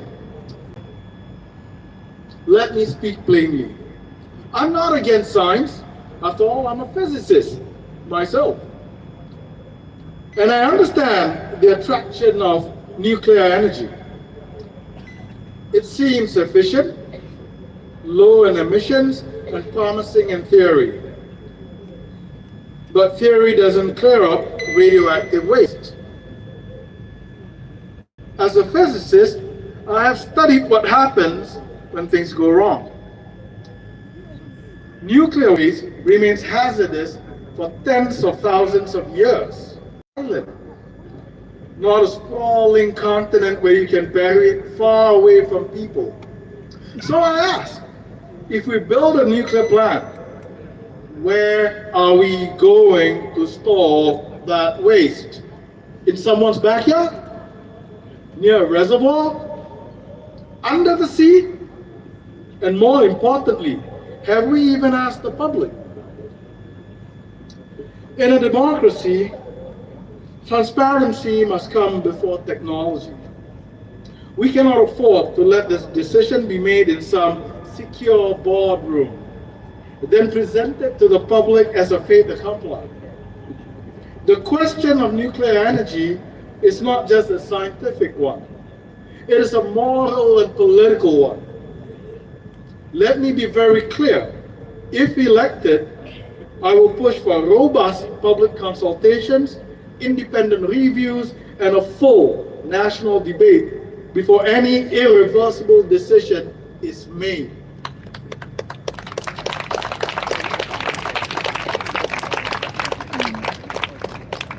Because when the risks are generational, the decision must be collective. Now let me take a step backward and ask a different kind of question. What kind of Singapore are we building? Not just in policy, but in spirit. One of the most powerful moments I had 3 years ago was attending a community discussion about Lieutenant Adnan. It led me to joining RDU as a member. Many young Singaporeans may not know who he was, but we must remember. Lieutenant Adnan Saidi was a Singapore-born Malay officer who gave his life resisting the Japanese invasion in 1942. He was captured, tortured, and killed because he refused to surrender. He is not just a Malay hero, he is a Singaporean hero. That's why RDU proposes that we formally commemorate Lieutenant Adnan Day every year, to teach our children that courage, loyalty, and sacrifice transcends race. We are told to pledge regardless of race, language, or religion. But how can we expect our people to believe those words if our collective memory erases the contributions of non-majority communities? Honoring Lieutenant Adnan is not about romanticizing war. It is about remembering who stood firm for this land, even when the odds were impossible, and reminding our children that heroes come in all skin tones. And speaking of language, let me now turn to something I care deeply about: the Malay language, the national language. As head of RDU's Malay Bureau, I've spoken to countless parents, students, and educators who are heartbroken that Malay is disappearing from everyday life in Singapore. Yes, it's an official language. It's on our currency and in our anthem. But let's be honest, it is slowly fading from relevance for too many of our young people. That's why RDU is calling for a non-examinable Malay language module, something light-hearted, fun, and open to all Singaporeans as a third language option. Because language should not just be a subject, it should be a bridge. We want a system where our young can learn to converse in Malay without the stress of being graded, where they can connect with their Malay Muslim friends in a way that is warm, human, and real. This is not just a language issue, it's a social cohesion issue. And frankly, if we want a more united Singapore, we need more shared spaces, not more separate tracks. If we want the Malay language to live, we must make it accessible, joyful, and inclusive. Now, friends, I want to close with something that may seem far away, but is in fact very close to our conscience. It is about Palestine.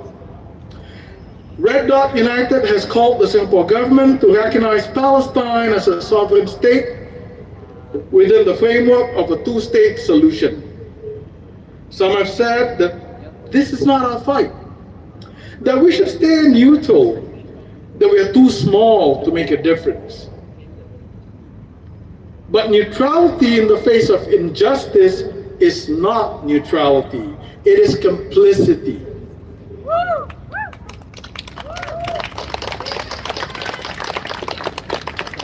We are not calling for sides. We are calling for dignity, peace, and justice. We are calling for the recognition of Palestinian statehood because statelessness is at the heart of prolonged suffering. Singapore has always prided itself on being principled, peaceful, and pragmatic. And the pragmatic reality is lasting peace in the Middle East is impossible without justice for both Israelis and Palestinians.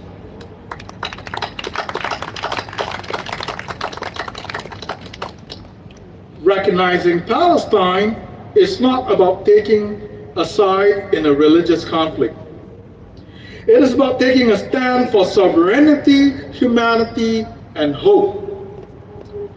As Singaporeans, we know what it feels like to be a small nation surrounded by larger powers.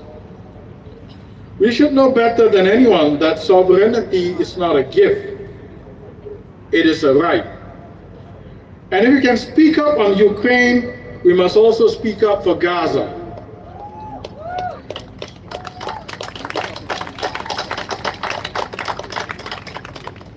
My friends, whether it is education, energy, heritage, language, or justice, our future cannot be built on autopilot, it must be chosen. We must look closer like a microscope to truly understand daily struggles, and we must look further like a telescope to never lose sight of the possible. The time to choose is now. The power to change is in your hands. Vote for Red Dot United. Vote for first-class citizens. A fairer Singapore. Majulah Singapura. And now, ladies and gentlemen, I'll speak in the national language, bahasa kebangsaan. Selamat malam, rakan-rakan dan saudara-saudara rakyat Singapura. Nama saya Dr. Sai Ai Ahmed, saya seorang ahli fizik dari segi latihan, seorang pendidik dari segi profesion, dan seorang rakyat Singapura dari segi hati dan jiwa. Saya telah menghabiskan sebahagian besar hidup saya mengkaji lohong hitam dan teori medan kuantum. Tetapi persoalan yang paling mendesak hari ini bukanlah persoalan kosmik. Ia persoalan kemanusiaan. Ia tentang keadilan, marwah, dan sama ada negara yang kita cintai ini masih melihat setiap warganya sebagai warga kelas pertama. Izinkan saya bermula dengan salah satu cadangan yang saya bantu rangka. Satu yang sangat dekat di hati saya. Skim Tuition Dana Pendidikan Sokongan atau SETS.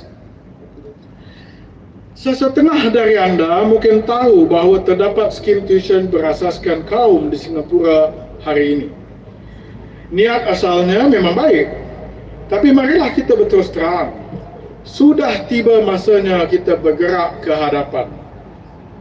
Apa yang SETS tawarkan adalah sesuatu yang lebih bersifat kebangsaan. Ia buta kaum dan ia memberi tumpuan kepada keperluan, bukan etnik atau kaum.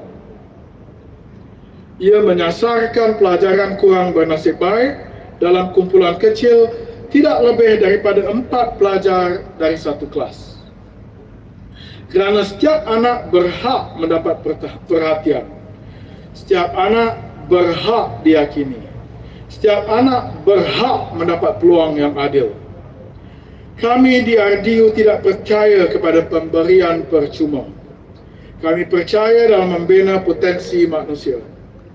Itulah makna sebenar keadilan. Bukan penyamaan hasil, tetapi penyamaan peluang. Dan SETS adalah salah satu jalan ke arah visi itu. Tetapi keadilan tidak boleh berhenti di bilik darjah. Ia mesti hidup dalam dasar negara, termasuk sumber tenaga yang menggerakkan Singapura. Izinkan saya berterus terang. Saya bukan anti-sains. Sememangnya saya seorang ahli fizik. Saya faham daya tarikan tenaga nuklear. Ia kelihatan cekap, rendah pelepasan karbon dan kelihatan baik secara teori. Tetapi teori tidak membersihkan sisa radioaktif. Sebagai seorang ahli fizik, saya tahu apa yang boleh terjadi bila sesuatu gagal. Sisa nuklear kekal berbahaya untuk berpuluh-puluh ribu tahun. Dan kita hidup di sebuah pulau kecil, bukan benua luas di mana sisa itu boleh disimpan jauh dari orang ramai. Maka saya bertanya, jika kita bina loji nuklear, di manakah kita akan simpan sisa itu? Di belakang rumah siapa? Dekat dengan takungan air? Atau di dasar laut? Dan yang lebih penting lagi, adakah kita sudah bertanya kepada rakyat? Dalam demokrasi, ketulusan mesti mendahului teknologi.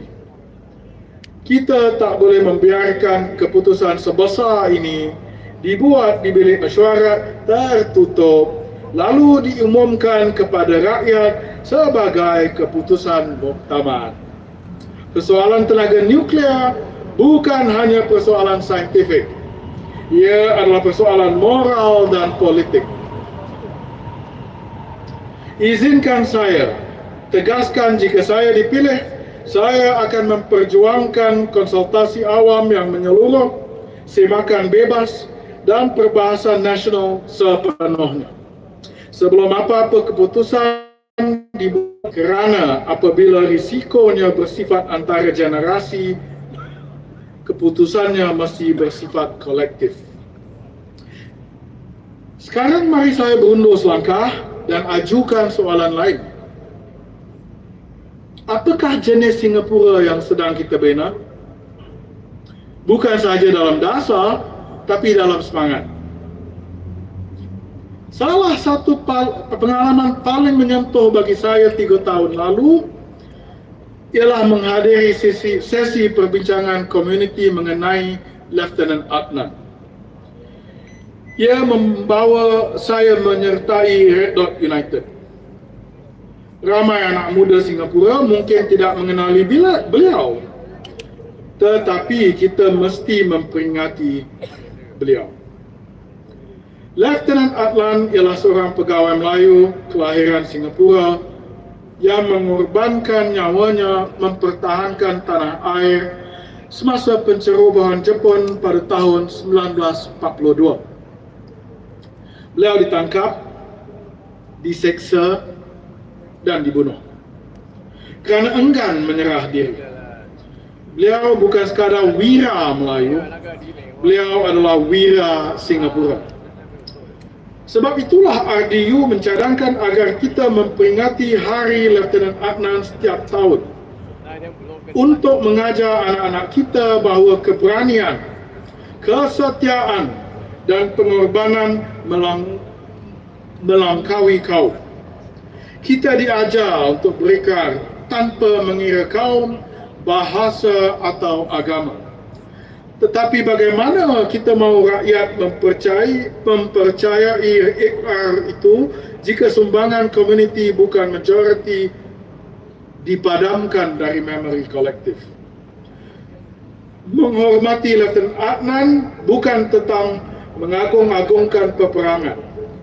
Ia tentang mengingati siapa yang mempertahankan tanah ini ketika semua harapan hampir hilang. Dan mengingatkan anak-anak kita bahawa wira hadir dalam semua warna kulit. Dan bercakap tentang bahasa, izinkan saya sentuh sesuatu yang amat saya pedulikan, bahasa Melayu. Sebagai Ketua Biro Melayu RDU, saya telah berbual dengan ramai ibu bapa, pelajar dan pendidik yang sedih melihat bahasa Melayu semakin hilang dari kehidupan harian di Singapura. Ya, bahasa Melayu adalah bahasa rasmi. Ya, ia tertera pada wang kertas kita dan dinyanyikan dalam lagu kebangsaan. Tapi marilah kita berjujur dengan diri sendiri. Ia semakin terpinggir dalam kalangan generasi muda.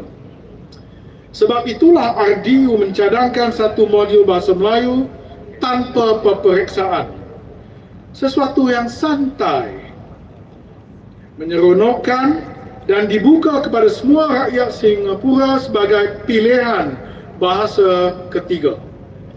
Kerana bahasa bukan sekadar mata pelajaran, ia sepatutnya menjadi jambatan. Kita mahu sistem di mana anak-anak kita boleh belajar bertutur dalam bahasa Melayu tanpa tekanan peperiksaan. Di mana mereka boleh berhubung dengan rakan-rakan Melayu Islam mereka secara mesra, tulen dan ikhlas. Ini bukan soal bahasa. Ini sebenarnya soal perpaduan sosial. Dan terus terang, jika kita mahukan Singapura yang lebih bersatu, kita perlukan lebih banyak ruang bersama, bukan lebih banyak laluan berasingan. Jika kita mahu bahasa Melayu terus hidup, kita mesti menjadikannya mudah diakses, menggembirakan dan inklusif. Akhir sekali, rakan-rakanku, izinkan saya tutup dengan satu perkara yang mungkin kelihatan jauh, tapi sebenarnya dekat dengan hati nurani kita. Ia tentang Palestin. RDU telah menggesa kerajaan Singapura untuk mengiktiraf Palestin sebagai sebuah negara berdaulat dalam rangka penyelesaian dua negara. Ada yang berkata, ini bukan perjuangan kita, bahawa kita patut berkecuali, bahawa kita terlalu kecil untuk membuat sebarang perbezaan. Tetapi berkecuali dalam menghadapi ketidakadilan bukanlah berkecuali. Ia adalah bersubahat. Kami tidak menyeru untuk memilih pihak. Kami menyeru supaya Palestin diiktiraf kerana ketiadaan kedaulatan adalah punca penderitaan yang berpanjangan. Singapura sentiasa berbangga sebagai sebuah negara yang berprinsip, aman dan pragmatik. Dan realiti pragmatik ialah keamanan berkekalan di Timur Tengah mustahil tanpa keadilan untuk rakyat Israel dan Palestin. Mengiktiraf Palestin bukan tentang memilih sisi dalam konflik agama. Ia tentang berdiri teguh, mempertahankan kedaulatan, kemanusiaan dan harapan. Sebagai rakyat Singapura, kita tahu bagaimana rasanya menjadi negara kecil dikelilingi kuasa besar. Kita tahu bahawa kedaulatan bukanlah suatu hadiah. Ia adalah hak.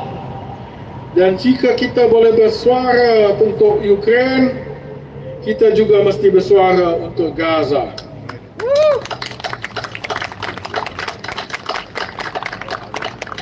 Rakan-rakanku, sama ada dalam pendidikan, tenaga, warisan, bahasa atau keadilan, masa depan kita tidak boleh dibiarkan berjalan sendiri. Ia mesti dipilih dengan sedar. Kita mesti memandang dekat seperti mikroskop untuk memahami perjuangan rakyat. Dan kita mesti memandang jauh seperti teleskop untuk tidak kehilangan impian masa depan. Masa memilih adalah sekarang. Kuasa untuk berubah ada di tangan anda. Undilah Red Dot United, undilah warga kelas pertama, Singapura yang lebih adil, majulah Singapura. Sekian, terima kasih.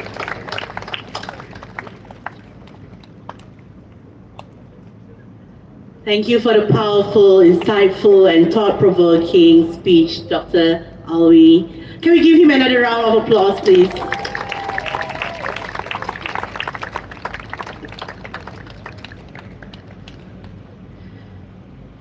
Now, we bring the spotlight back to Jurong East Bukit Batok GRC, where I'm proud to introduce another one of my steadfast teammates, an award-winning artist, a passionate advocate for justice, fairness, and the everyday Singaporean. Please welcome Mr. Ben Phua.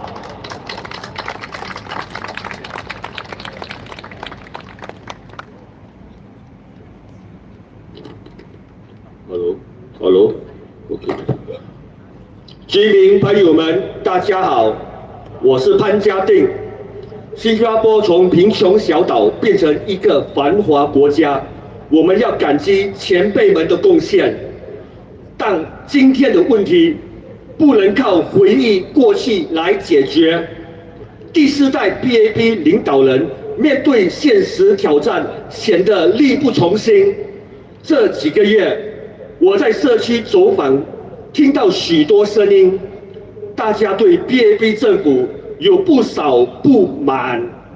第一，高生活成本，房子太贵，医药太贵，生活开销越来越大，很多家庭感到压力巨大，政府的应对让人失望。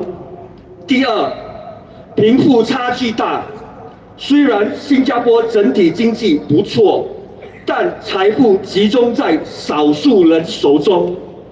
大多数人生活不轻松，社会阶层越来越难打破。第三，社会问题严重，心理健康、老年孤独、年轻人焦虑等等问题 ，BAP 政府并没有有效方案来解决，只看经济数字，不看人民生活。第四，住房和移民政策让人不满，年轻人买不起房，本地人觉得机会越来越少，政策没真正以新加坡人为本。过去 BAP 政府说要让我们过瑞士式生活，但今天连安宁生活都难。在4月28号的一场竞选演讲中，不知道你们还记得吗 ？BAP 候选人 David Ho 发表了一篇听上去激情四射、充满理想的励志演讲，但是激情本身并不能解决居民真正面对的难题。这场演讲听起来更像是一场励志讲座，一场包装精美的推销会。感性的故事听起来确实打动人心，可是可以做到吗？我们必须要清醒地认识到，激情并不能代表实质性的担当与行动。是的，David Ho 出身草根，经历坎坷，这是值得尊重的个人故事。但问题是，当他一旦成为执政党的一员，成为国会议员之后，他是否还有勇气、有立场，勇敢地为居民利益去质疑、去反对 BAP 政府那些不利于人民的政策？你说呢？选民需要的从来不是一个懂得讲故事、制造感动或者会说话的人，选民要的是一个有独立人格、独立思考的人，一个敢于在需要的时候站出来为人民说真话的人。当 David Ho 的立场早已注定了他无法做到这一点，因为他属于 BAP 执政党，他的发声空间、他的行动轨迹，最终都必须以党意为重，而不是以民意为先。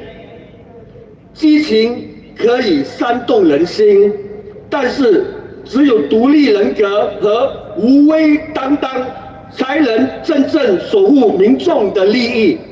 最后，我想对第4代 PAP 领导团队说，如果你们只能靠过去的成就证明自己，那就是说明你们今天做的不够好。新加坡人不是2等公民，我们有权在这片土地上过有尊严、有希望的生活。红点同心党相信每个人都应该被公平对待。多元政治能让国家更强，不是更乱。不同声音值得尊重，请支持红点同心党，为一个更公平、更温馨的新加坡投下你的一票。Vote Red Dog United, Vote RDU。谢谢大家。Now let me speak in English. Hello Singaporeans, I am Ben Phua. Singapore progress from a poor island to a prosperous nation is something we must thank our pioneers for. But today's problem can't be solved by just looking back. The PAP 4G team is struggling hard to handle real challenges. What do you think? During my walkabout, when I spoke with residents, I heard many concerns such as everything costs too much. Housing lah, healthcare lah, daily needs lah, families are struggling and the government hasn't done enough, and that is what I heard. And the rich keep getting richer, while most people are just trying to get by. It's harder to move up in life. Social problems are growing. Mental health, youth stress, elderly loneliness. The government talks numbers, but real help is lacking. And housing and immigration policies feel unfair. Young people can't afford homes and locals feel pushed aside. The PAP once promised us a Swiss standard of living, but today, even a stable life is hard for many people. And do you remember on April 28, PAP candidate David Ho gave a passionate speech? But let's be honest, it sounded more like a motivational talk than a real plan for solving people's problems. Yes, his personal story is very touching. But once you are in the ruling party, PAP, will you still stand up for the people, even if it means questioning your own PAP party? What do you think? Yeah, during this time, many PAP candidates will tell you all the grand things they plan to do. A person can talk beautifully, but remember, words alone don't feed families or solve problems. Let's not play with words anymore. Just look at Singapore today. There's a significant number of families, people facing hardship. Do you really think those existing supports are sufficient? In fact, in my view, I think David Ho will make an excellent motivational speaker. And I mean that as a genuine compliment if he's listening to me right now. Yes, so what Singapore needs isn't just inspiration. We need real action to improve the lives of all Singaporeans. True social impact comes from real work, not polished speeches. Yes, I repeat again, not polished speeches. Voters don't need storytellers. We need leaders with independent thinking, the courage to speak out for the people, even when it's hard, to speak against your party if things are not right. David Paul is part of the ruling PAP. That limits how much he can challenge the system. His loyalty will always be to the party first, PAP first, not the people. What do you think? Passion stirs emotions, but it's character and courage that protect the people's interests. To the PAP 4G team, I want to say this. If you need to keep relying on past achievements, it shows you haven't done enough today. Singaporeans are not second-class citizens. We all deserve to live with dignity hope, and a brighter future. Red Dot United believes everyone living and working in Singapore deserves fair treatment. Political diversity strengthens a nation. It doesn't divide it. Different voices should be heard and, very importantly, respected. Vote for Red Dot United. Vote for a fairer and more hopeful Singapore. Vote Red Dot United. Vote RDU. Thank you.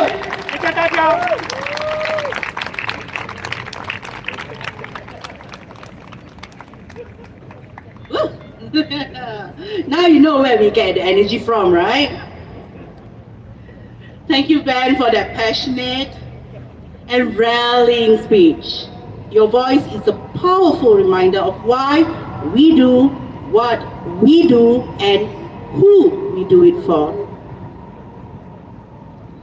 Now, before I proceed further, may I encourage all of you to stand closer to one another in the middle of the field. Thank you so much for those of you who is joining us.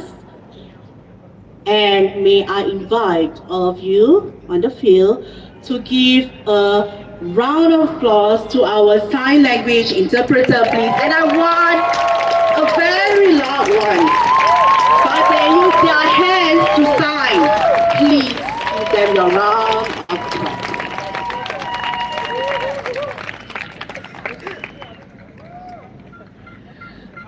All right, and now, ladies and gentlemen, the moment we've all been waiting for tonight. It's time to hear from the key team. I'm sure all of you have come together to support this evening. The team standing strong in Holland Bukit Timah GRC.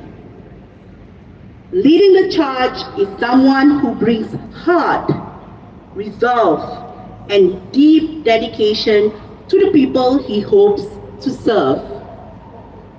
Please join me in giving a resounding welcome to my fellow comrade, Mr. Fazley Talib.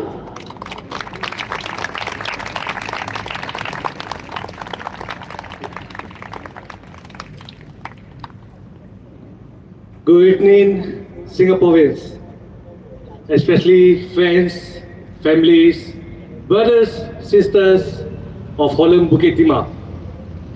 Allow me to begin my speech in our national language, which is Malay language. Assalamualaikum dan salam sejahtera.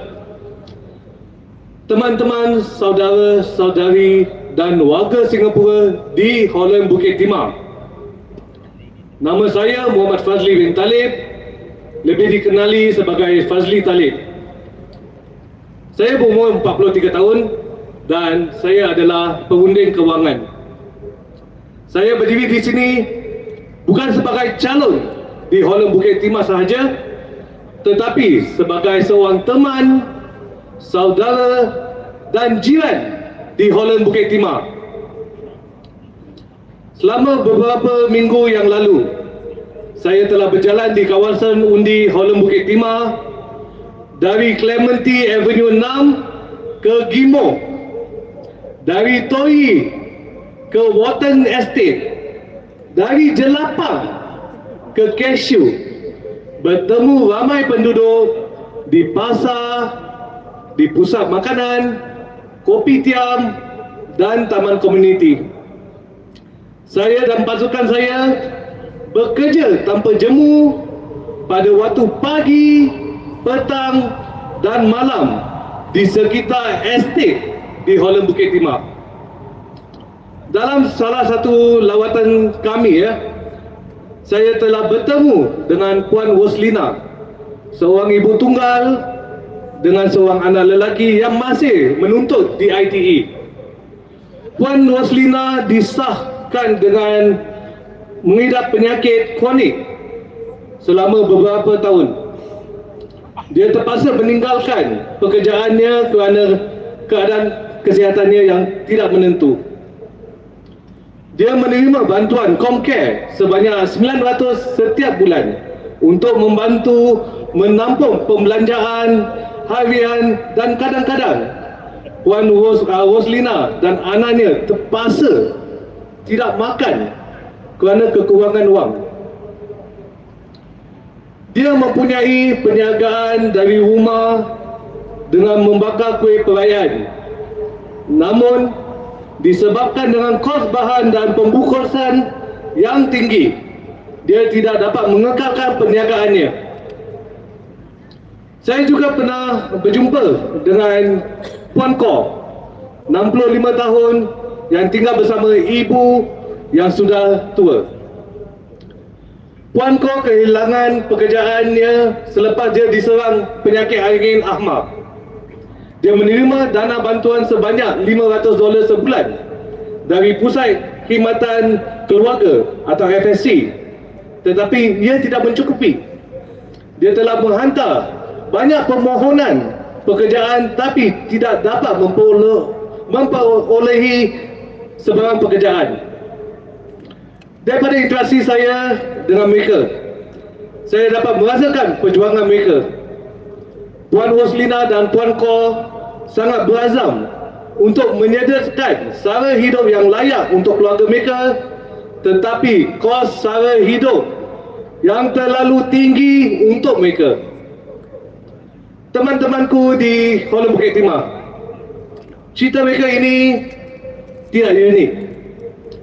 Kami telah mendengar lebih banyak dalam lawatan kami. Ia sangat menghancurkan hati kita.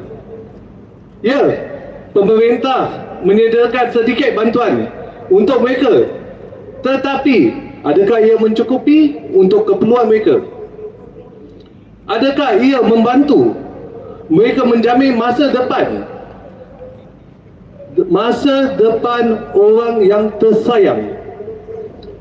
PAP terus bercakap tentang generasi perintis, generasi merdeka, tetapi sebenarnya hanya ada satu generasi, iaitu generasi kekayaan. Generasi kekayaan untuk diri mereka sendiri dan rakan-rakan bilionier mereka. Pemberian voucher CDC hanya mengurangkan masalah untuk masa depan yang singkat. Ia bukan penyelesaian jangka panjang. Perniagaan tempatan kami juga bergelut.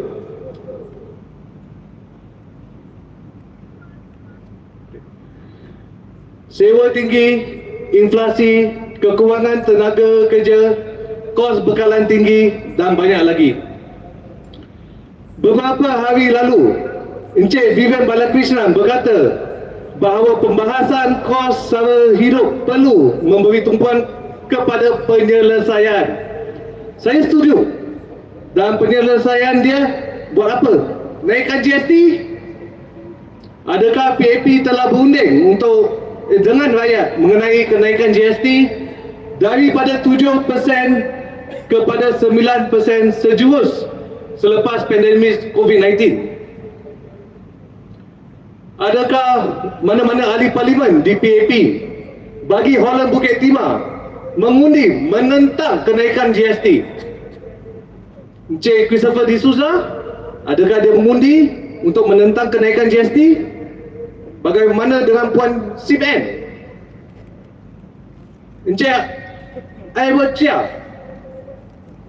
Dan juga bagaimana pula dengan Encik Vivian Balakrishnan yang tinggal di banglo hitam putih yang mewah? Betul tuan-tuan dan puan-puan, tiada seorang pun daripada ahli parlimen PAP yang melakukannya. Sangat baik dalam corak cut, tetapi apabila ia benar-benar penting, anda tidak boleh bergantung kepada mereka. Tapi saya boleh memberitahu kepada anda dan kawan-kawan saya, jika kami berempat berada di parlimen hari ini, anda akan mempunyai 4 undian untuk menentang kenaikan GST. Teman-teman sekalian, Red Dot United kini berada di Holland Bukit Timah mendengar perjuangan anda, kebimbangan anda dan aspirasi anda. Saya dan pasukan saya di sini bersedia untuk berkhidmat kepada anda, untuk berjalan bersama dengan anda di Holland Bukit Timah. Kita perlu memaklumkan perkara ini kepada PAP. Cukuplah dengan kenaikan GST. Cukuplah dengan polisi yang tidak munasabah. Rakyat harus hidup dengan bermaruah, tidak bergantung kepada voucher CDC sahaja.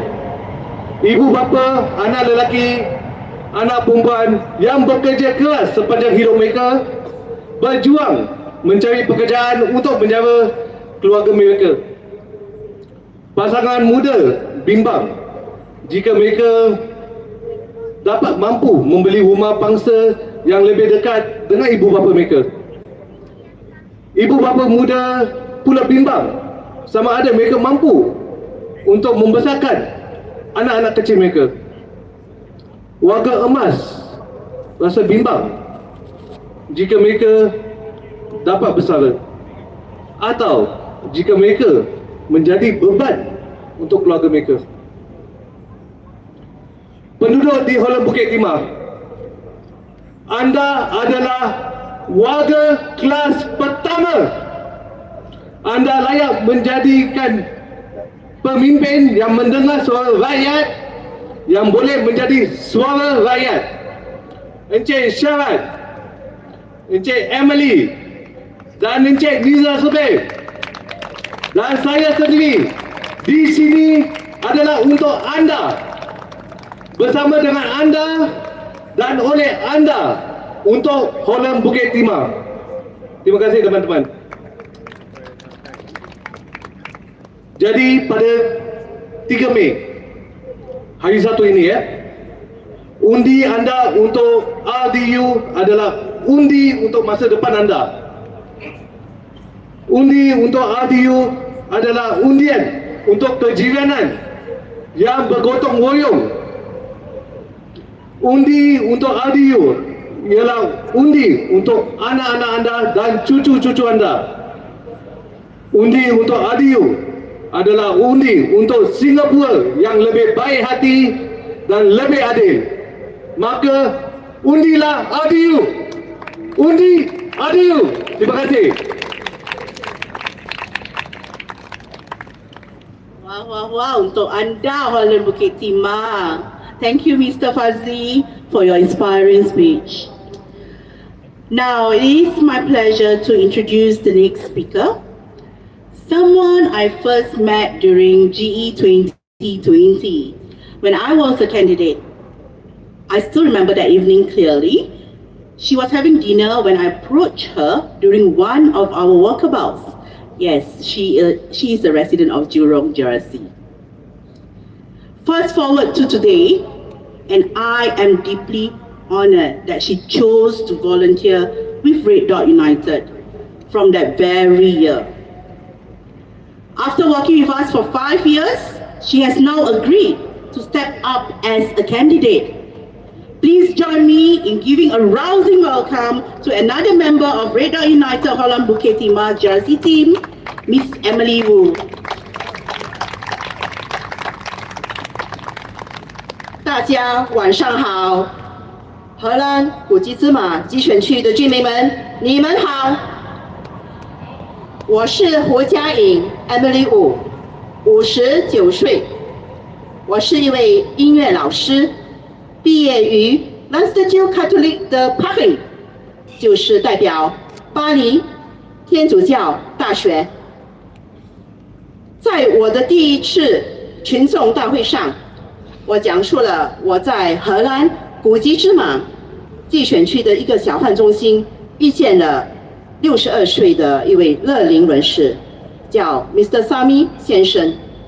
他患有糖尿病，少了2只脚趾，每个月只靠500新元过生活，扣除了300块的房租和水电费后，Sami 先生只剩200块做生活费。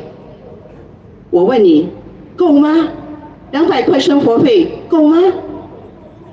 假设Sami 先生每天只吃1餐，一餐最基本的6块钱，一个月假设是30天，乘6块钱就成为180块，最后只剩20块买药，20块新币，只剩下20块新币，够吗？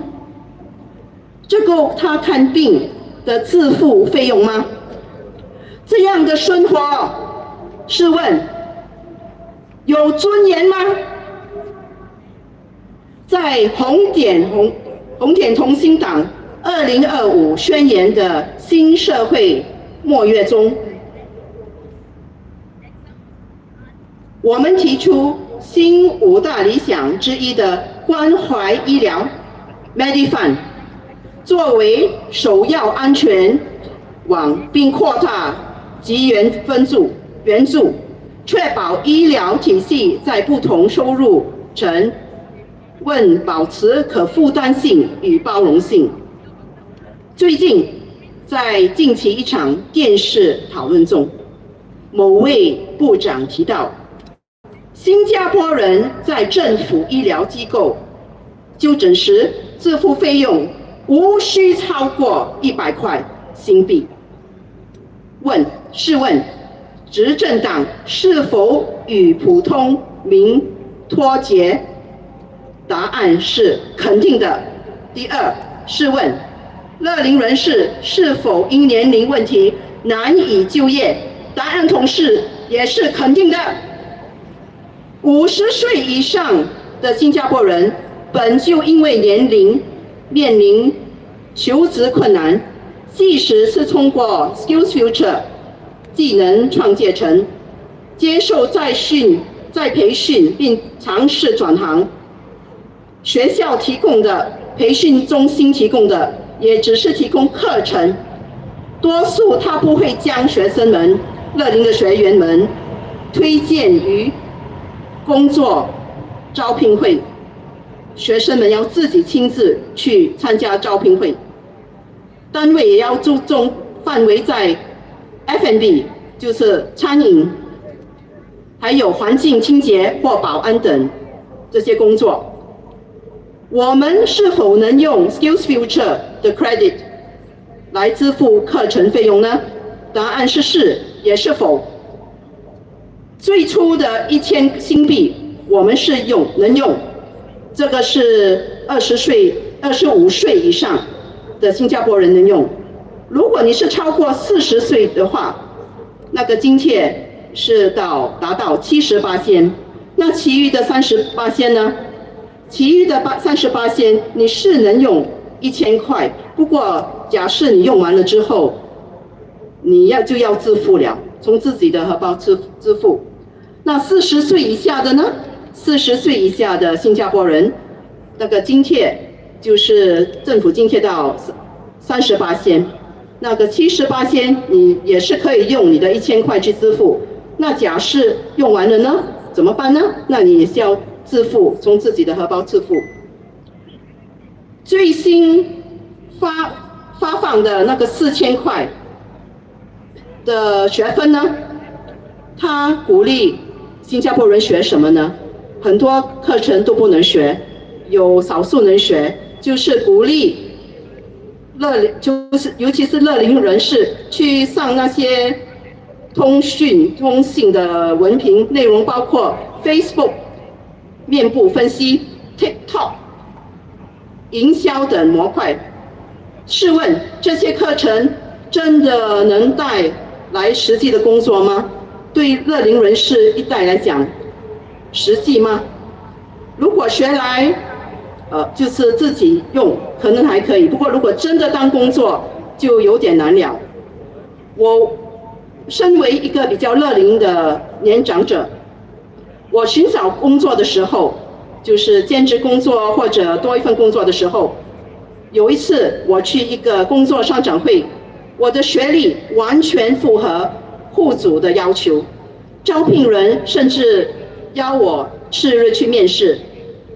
不过当我故意的在我的简历中注明我的年龄后，对方再无阴影。正因如此，本身我更能了解乐龄人的处境。若年长者仍希望能有体面的收入，还有身心条件允许，我们不应该因为他们乐龄了，不再年轻了，就加以歧视。乐龄人有年龄的人，要的是过得有尊严的生活，不要他们不是时常都要依赖救济。我们的建国一代和立国一代，为新加坡牺牲了，用了数十年汗水，建造了今日的新加坡。中老年群体与年轻的新加坡一代同样重要。新加坡属于我们全部新加坡人，让我们一起建立更美好的新加坡。在我们的家园，我们每个人都是第一等公民，不是第二等公民。所有新加坡人都期待有一个更美好的新加坡。请赋予我们的使命，让红点同心党投红点同心党 Red Dot United 一票。谢谢大家。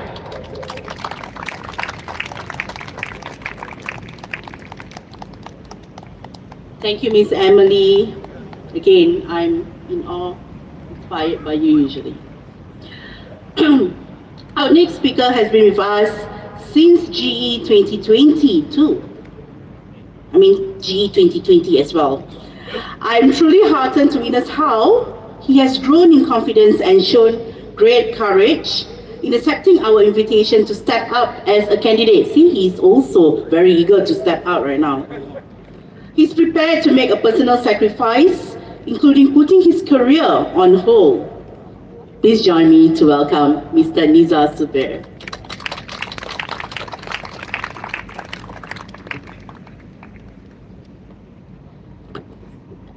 Good evening, my fellow Singaporeans.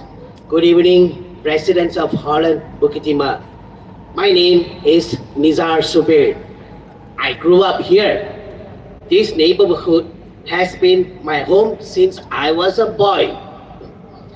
I know this place well. The coffee shops where families gather. The markets where neighbors greet one another like old friends. The parks where our children and the seniors share their everyday lives. This is not just where I live, this is where I belong. Tonight, I stand before you not as a career politician, but as someone, and not as someone polished consultant, but as someone who has lived the same life as many of you. I worked hard for 30 years. I thought if I had given my best, I would always have a place in Singapore's workforce. But I was wrong. I got retrenched. And years after that, it was just like that. No job. What did I do? I got myself a security job to work at night and doubled up as an admin in the daytime. Life was not easy. It was not glamorous at all. But I had to make that painful decision. We are all adults, mature. We had to make that responsibilities to work for our family and to put the food on the table. I did not have the luxury to wait. It was not easy, but it was necessary. Carrying on was getting harder for many of us. Everywhere I go, I hear the same story. People who have worked hard all their lives, struggling to find jobs that can support families. Young parents worrying about whether they can afford to raise another child. Seniors worrying if they can ever retire. And yet, what do we hear from the current MPs in Holland, Bukit Timah? When we raise concerns about the cost of living, Mr. Edward Chia tells us that a hawker meal only costs 0.1% of your monthly income. As if Singaporeans live only by counting chicken rice plates. As if we had no mortgages, no school fees, no transport costs, no healthcare bills. This is not leadership. This is detachment. It shows how far removed some of our leaders have become from the everyday lives from ordinary Singaporeans. And this is not an isolated moment. We have also seen Mr. Chia once proudly shared that as a boy, he bred and sold hamsters for profit. When animal welfare groups highlighted that breeding animals without a license is irresponsible, he did not apologize. He didn't say a word. He didn't say he was sorry. He simply said he had a good conversation with the hamster society. He said he will look for opportunities to support their work. No real acceptance, no real ownership. My friends, Singaporeans are fair people. We don't expect perfection. We know everyone makes mistakes, even when young. But when mistakes are made, we expect honesty.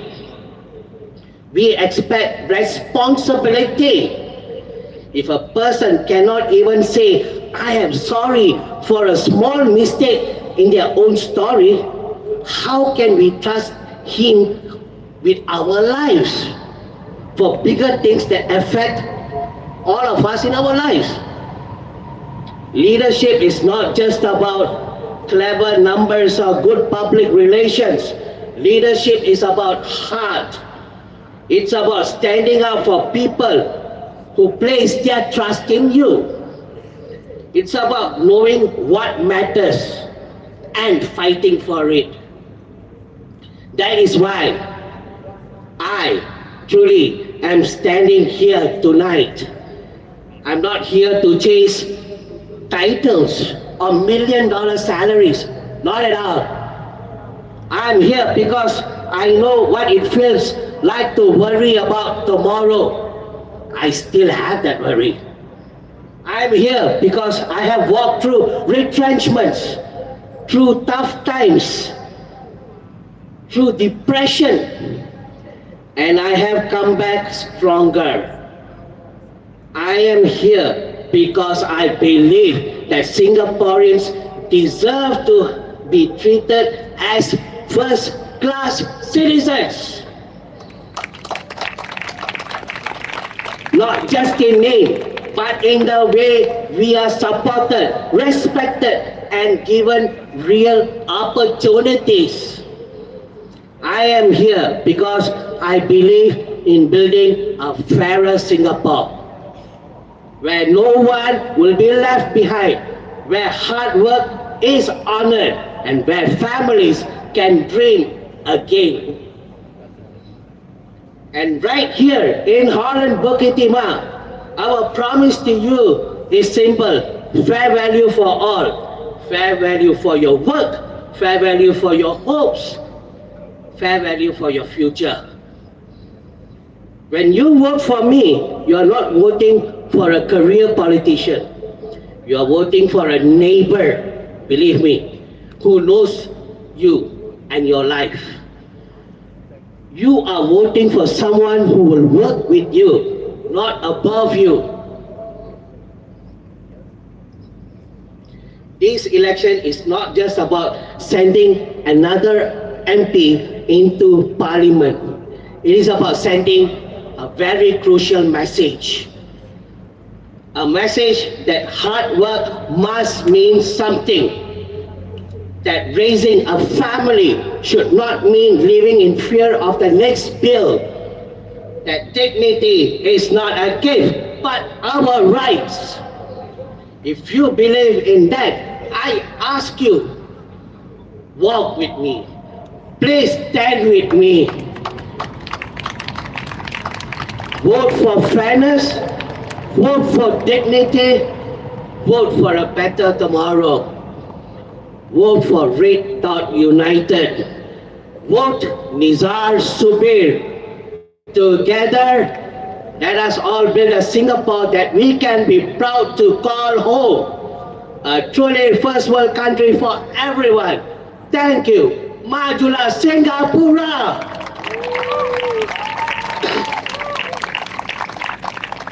Thank you, Nizar. And here's Mr. Shara, your fellow candidate for Holland Bukit Timah JRC.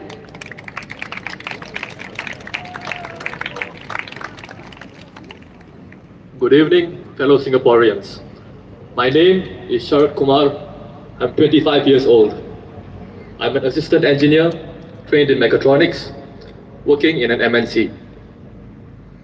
I am a proud Singaporean. Like many citizens, I believe in the power of honesty and hard work. And today, I want to start with honesty. I am still getting to know Holland Bukit Timah. I won't pretend otherwise. But I also believe that honesty is the foundation of trust. If you give me a chance, if you give me your mandate, I promise you this. Over the next 5 years, before the next general election comes around, I will get to know each and every one of you. Not as a politician at a distance, but as a neighbor, a friend, and an advocate who will stand with you in sunshine and in storm. Covered walkways, but no shelter for life storms. In my walkabout so far, I've seen that Minister Vivian Balakrishnan has been instrumental in building many covered walkways across the constituency.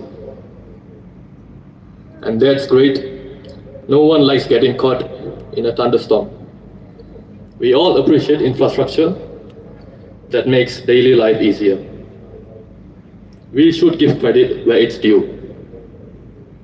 But tonight, I want to ask, what about other kinds of storms? The storms of life that no walkway can shelter you from.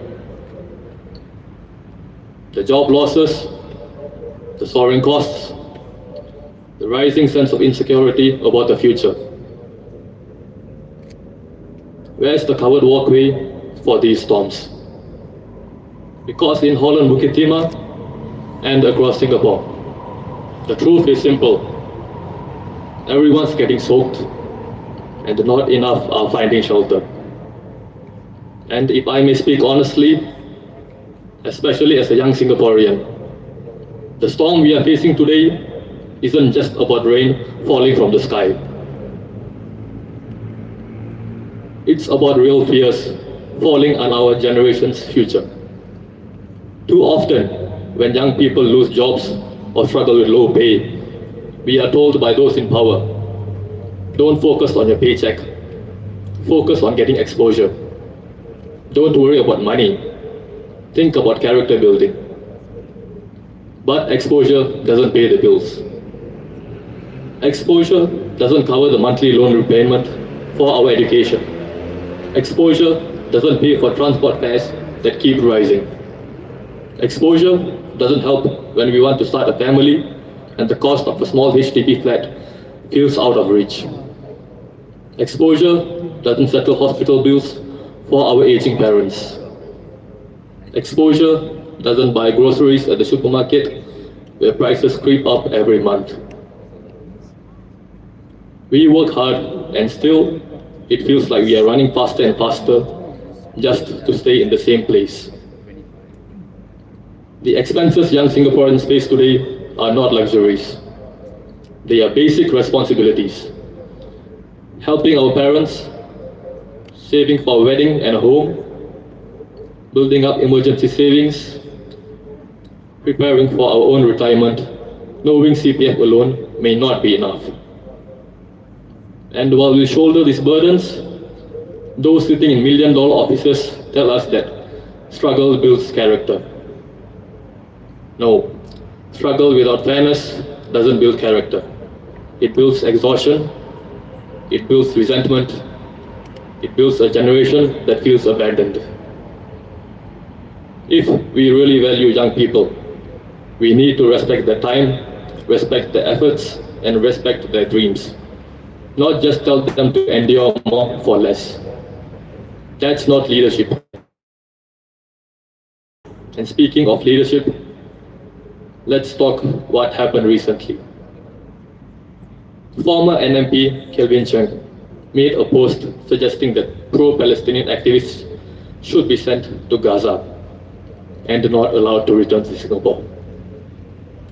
The post didn't just offend. It wounded an entire community. It hurt the very fabric that holds Singapore together. Even Prime Minister Lawrence Wong said it was completely unacceptable. Minister Masagos Zulkifli also condemned it for undermining our social cohesion. But it was this very post that Minister Vibin Balakrishnan's Facebook account liked. He later said it was unauthorized, that it was referred to Meta for investigation. But when you are Minister of the Government of Singapore, your words, your actions, your silence, even your Facebook likes all matter. Leadership is not just about building structures, it's about building trust. And the trust cannot survive on ambiguity. Clean ceilings and double standards. Minister, do you remember your clean ceiling speech? I was only 13 years old then, but even at that age, I had a keen interest in politics. I paid attention because it was important. It was about clean politics. Back then, you accused the Workers' Party of dishonesty over the cleaning of hawker center ceilings in Aljunied, Hougang, Punggol East Town Council. You said in Parliament, all of us will make mistakes. When a mistake is made, just come clean. Don't cover up. Those were powerful words about integrity and accountability. But now I must ask, do these standards apply equally to all? Do they apply to all?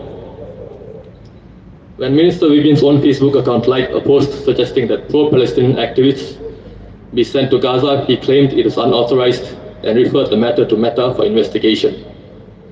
But the public deserves clarity. Leadership demands transparency.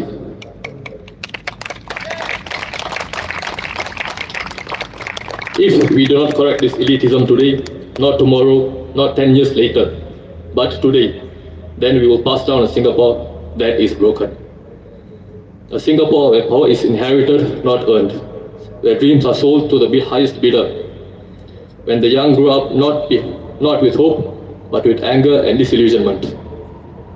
I refuse to accept that future, and I believe you refuse too. Because anger and disillusionment are destructive forces that affect the mental well-being of young people like me. It is a fact that 1 in 3 young people aged 15 to 35 in Singapore have reported experiencing severe or extremely severe symptoms of depression, anxiety, or stress. Let me say that again, 1 in 3. And beyond statistics, there's the deeper issue, a pervasive sense of hopelessness from a system that feels rigged against us. When young Singaporeans see a future where hard work doesn't guarantee stability, where opportunities feel reserved for the privileged few, it's no wonder despair sets in. Minister Vivian, as a medical doctor, I believe you know about these things. But the question is, do you truly want to understand? It's not enough to acknowledge these issues. Action is what's needed. We cannot continue on this same trajectory, expecting our youth to bear the weight of systemic failures. The mental health is not a side issue. It's a reflection of the health of our society itself. A new beginning starts here. Society's health, our society's health. Especially for a young person like me, it's not good. And I don't need to be a doctor to diagnose that. I'm not here tonight promising the easy road. I'm here promising the necessary one. Leadership is not about wearing nice suits and speaking polished words.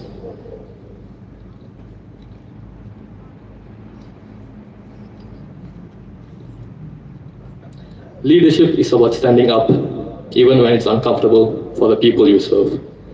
If you give me a chance, if you give Red Dot United a chance, we will fight to restore fairness. We will fight to restore hope. We will fight for Singapore where every young person can dare to dream again. Not because they are privileged, but because they are Singaporean.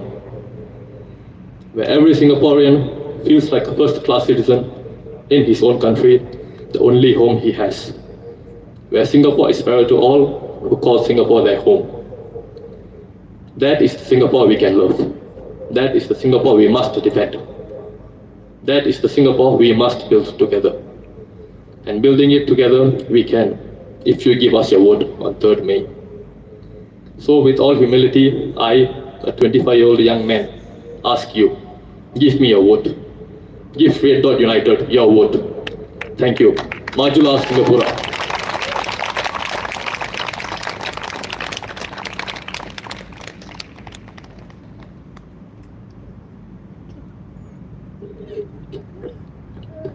Fellow Singaporeans, fellow voters, I'm Ravi Philamon, the Secretary General of Red Dot United. I'm very thankful to this team that has stepped up here today with me to give hope, to give a chance for Singaporeans to have fair representation as to who would represent them in Parliament. Red Dot United is the second largest team to field candidates in this general election.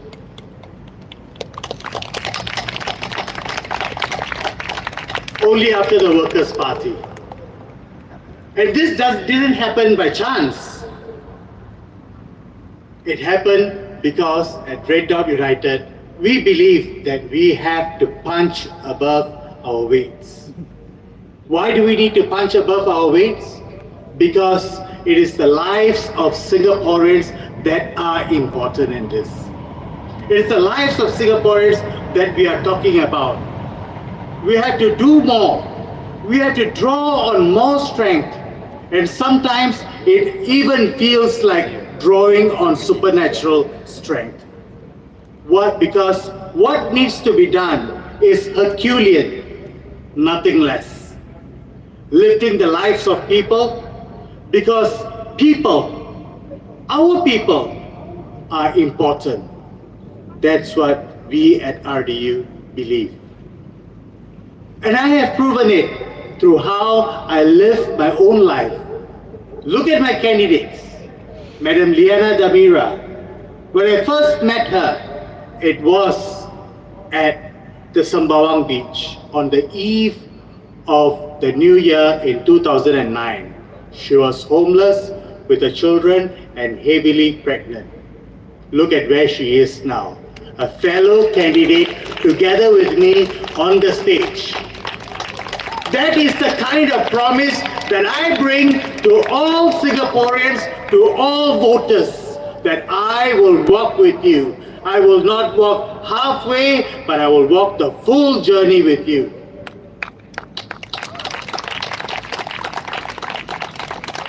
Look at our candidate, Mr. Nizar, when he was retrenched after he held a high-paying position in the marine industry, and after he was struggling in doing two work, it was I who walked alongside him. And today, see where he is, on the stage together with me. That's how I work with the people. That's the trust that I put on the people, and I make sure that I lift people up. And if I can do this for these few people who are on the stage with me, rest assured that I will do it for you. Red Dot United will do it for you. We will do it for Singaporeans. And I'm not only talking about jobs for residents, jobs for my friends on this podium. I'm also talking about jobs for the residents. In the past 5 years, we have walked the constituencies of Jurong GRC, and countless numbers of them have been helped by us. I'm not saying this to brag, I'm saying this because it's a fact. And if we, without being elected, without having a seat in Parliament, can do so much, I want you to just imagine how much more we can do if you give us the mandate, if we are elected into Parliament.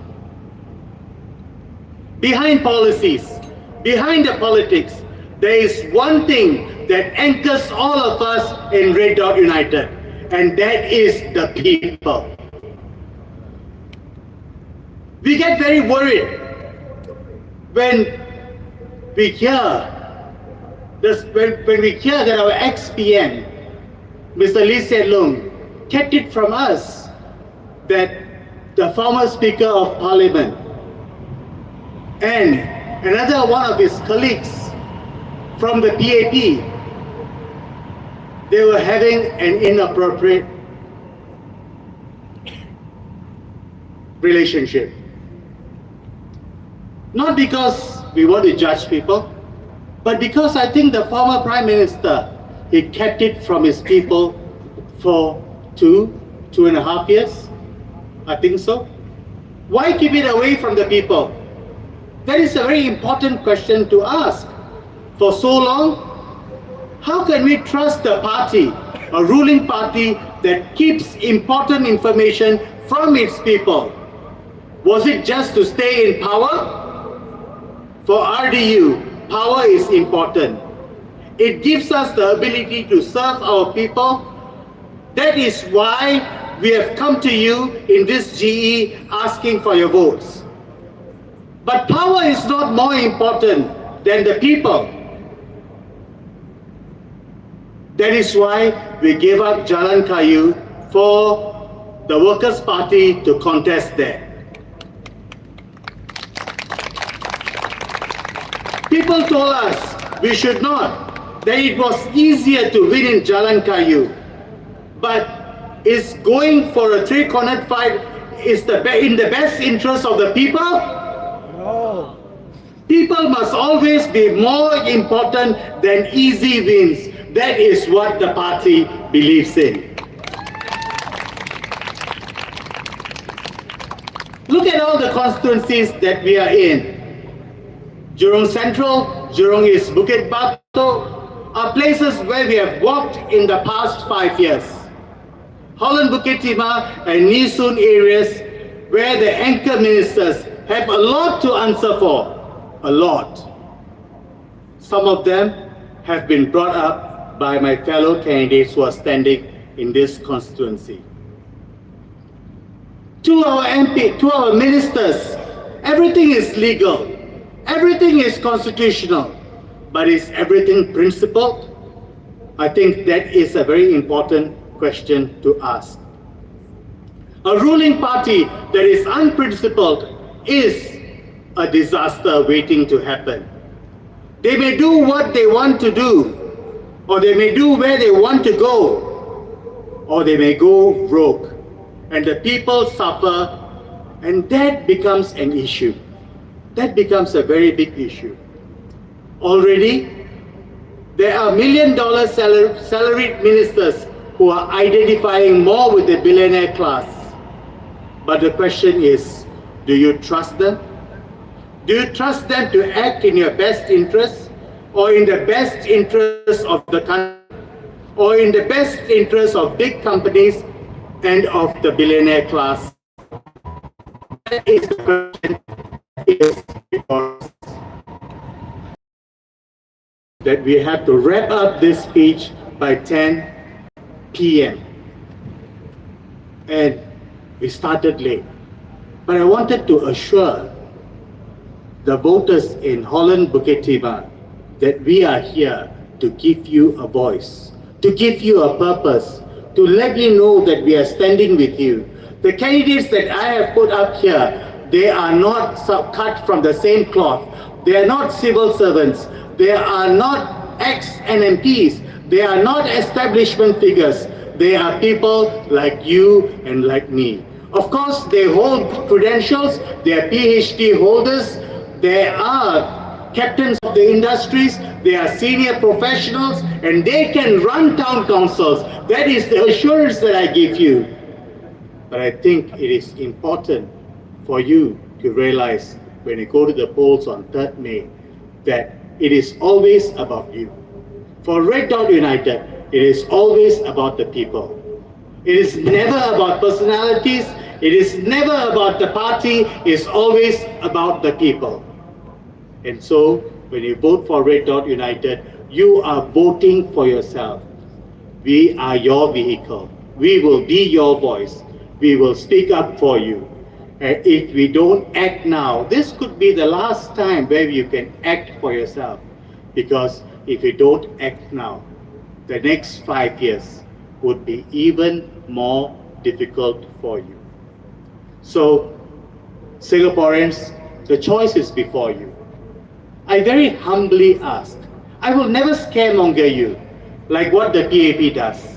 I will never scaremonger you. The world is changing. Of course the world is changing. When has the world never changed?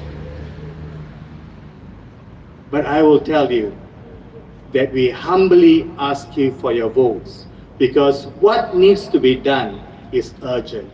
We need to rebalance. We need to rebalance and make sure that power comes back to the people, to the ordinary people, and not to the billionaire class and not to the big companies. We need to make Singaporeans feel like they are first-class citizens in their own homes, the only country that we have.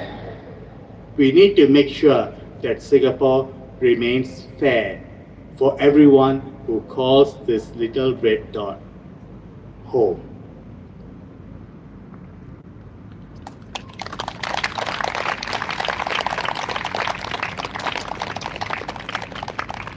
So come May the 3rd, you have a very important decision to make. Of course, it will be a very scary decision, but I want to assure you, if I have shown you with my life that I have lifted people up. My team has lifted people up. And if I can lift people up, who are some of them who are on this stage together with me, I can lift up my team and I, Red Dot United together, we can lift up your lives. Remember that when you go to the polling booth on May the 3rd. Give RDU your votes. Thank you very much and good night. And I will want to present to you my team from Red Dot United.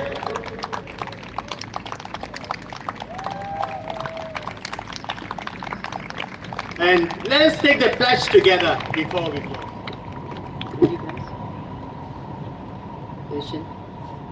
We, the citizens of Singapore, We, the citizens of Singapore, pledge ourselves as one united people, regardless of race, language, and religion, regardless of race, language, or religion, to build a democratic society based on justice and equality,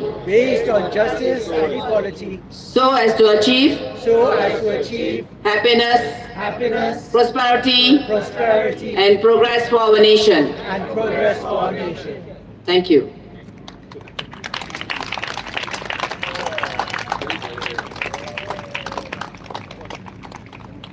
Thank you everyone. Thank you everyone. Thank you everyone. 9:59 p.m.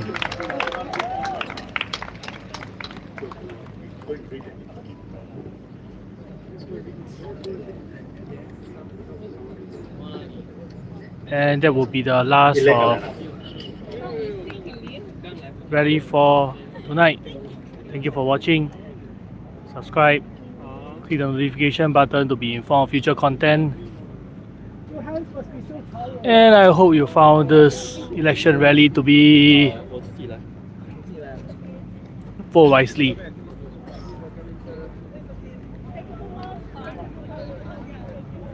Alright, and now let's go on a walk.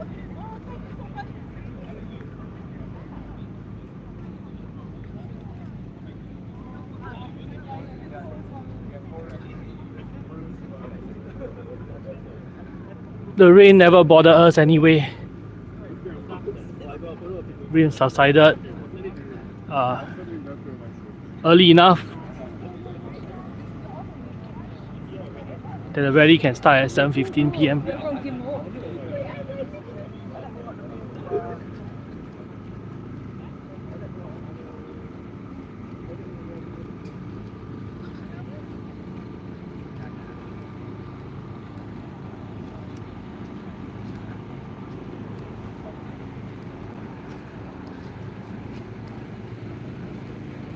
This has been the School of Science and Technology Singapore.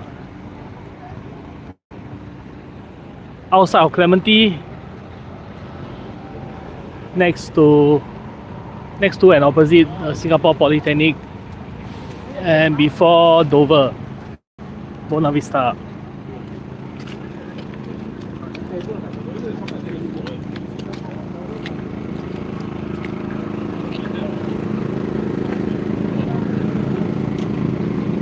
The good thing is, exit out of the election rally site. It's just over here. Won't have to navigate.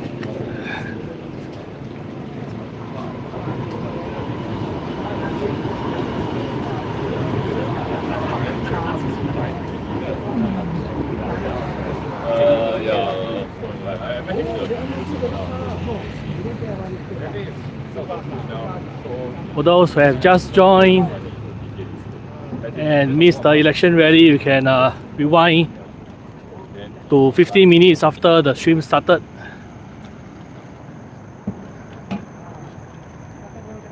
No, not 15 minutes, 30 minutes.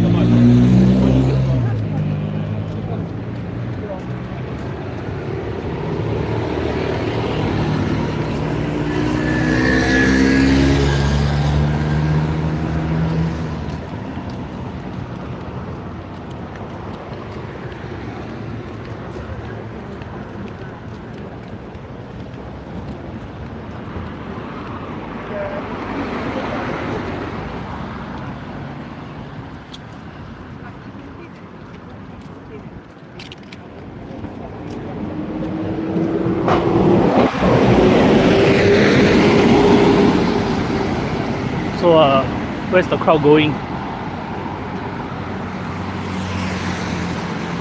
They are not heading in the direction of Clementi MRT station, so they must be heading to a bus stop.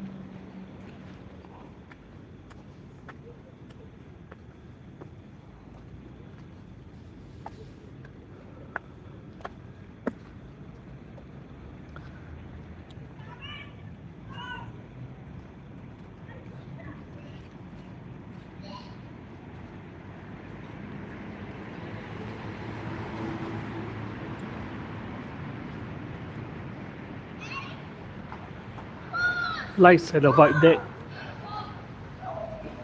Looks like this shop is open.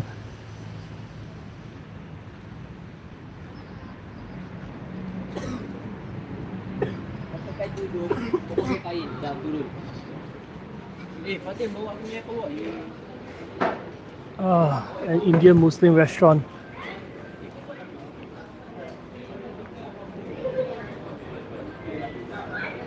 Would it be 24 hours?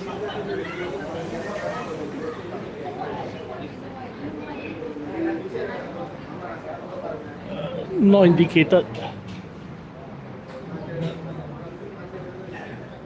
Well, it's already past 10 p.m. If it's still operating as per normal, then I guess it might be able to open till late.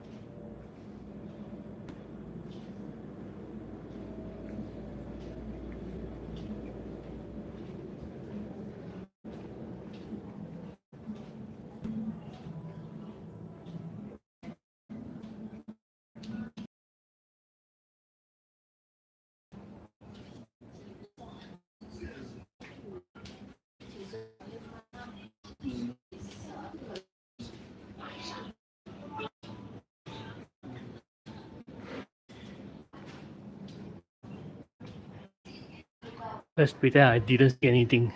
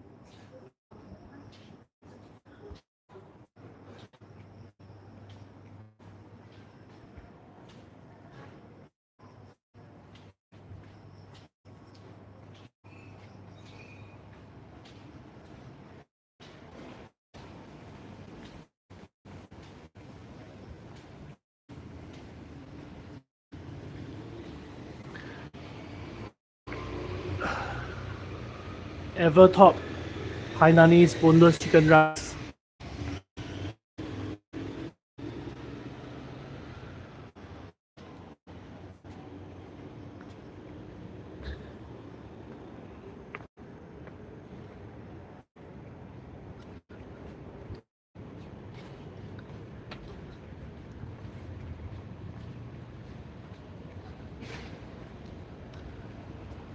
The back alleys of Clementi Avenue 2 Market and Cook Food Centre.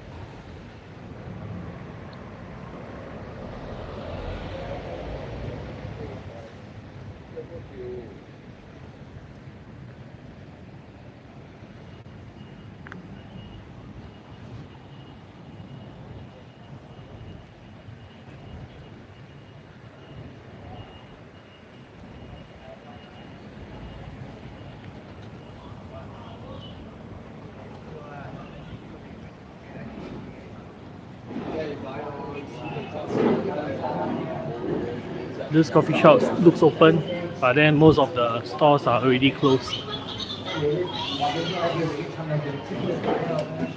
I guess it's just the zi cha and the drinks portion.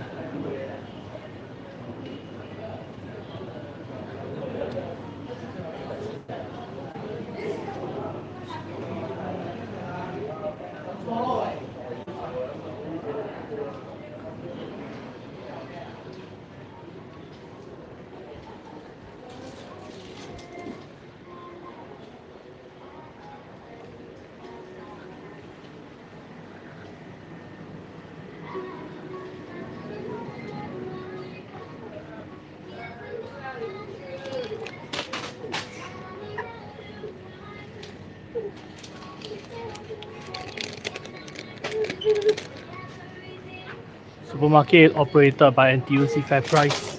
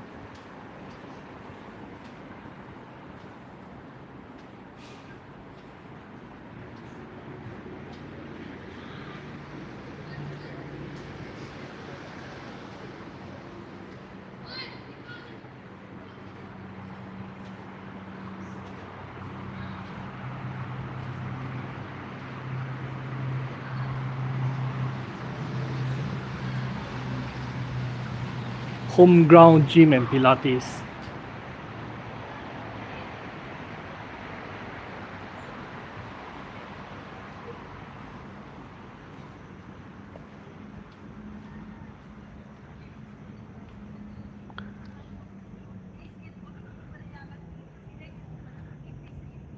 And on an opposite block, Anytime Fitness, just slightly next to the Muslim restaurant.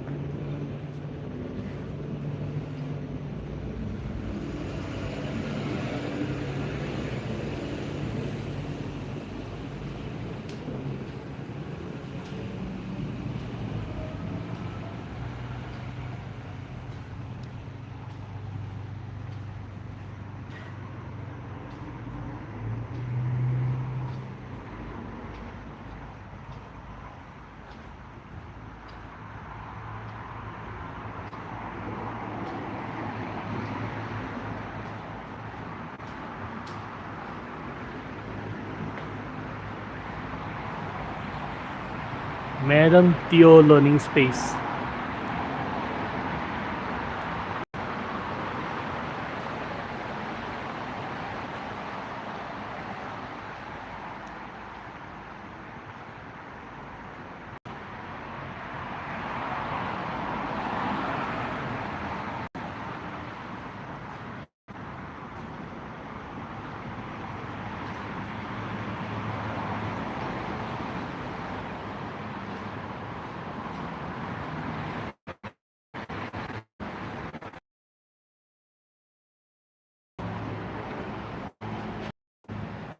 Believe in yourself.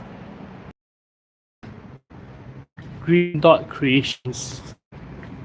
We innovate landscape.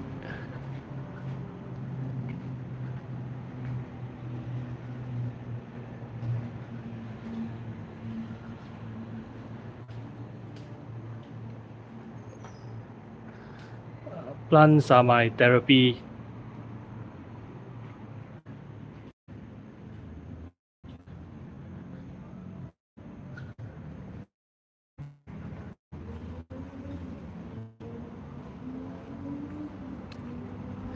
Another supermarket, this time operated by Sheng Siong.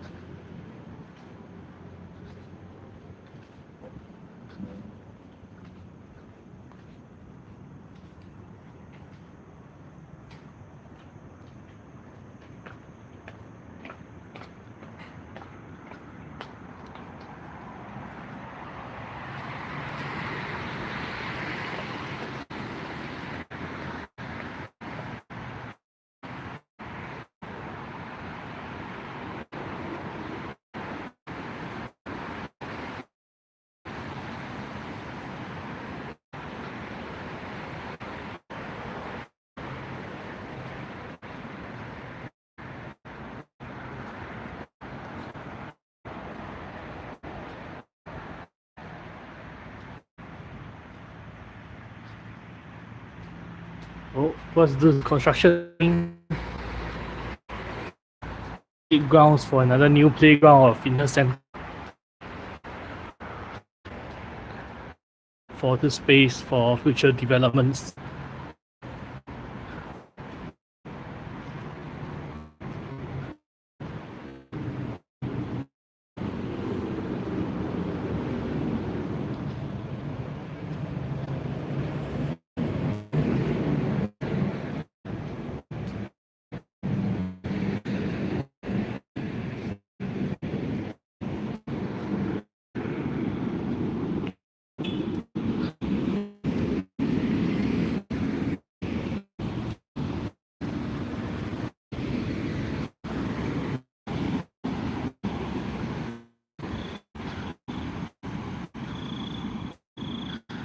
Widening of the pedestrian crossing, when it becomes enough, it will become a separate cycling lane and be painted red.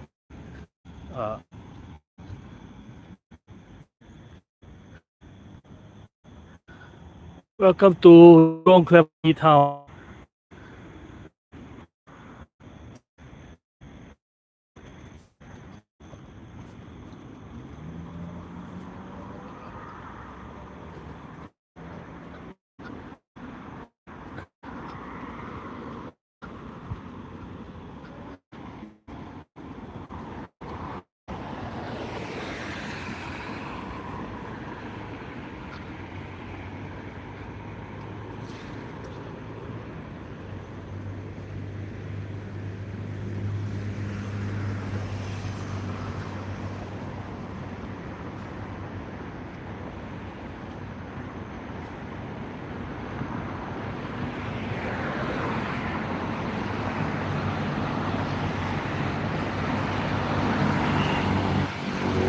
This path isn't wide enough, so it's still considered a shared path.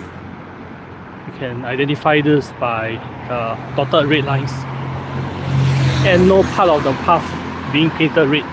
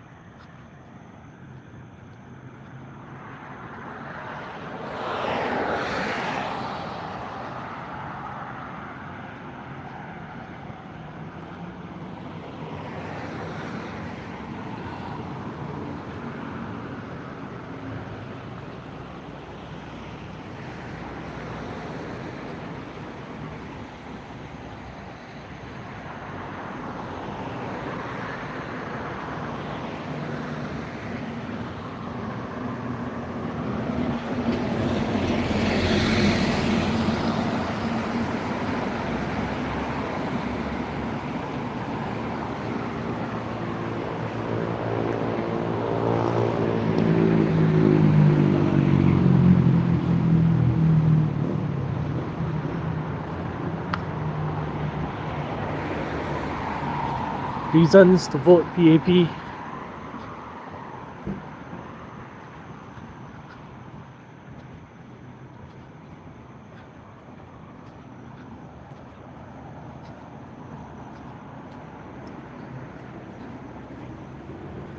Reasons to move light.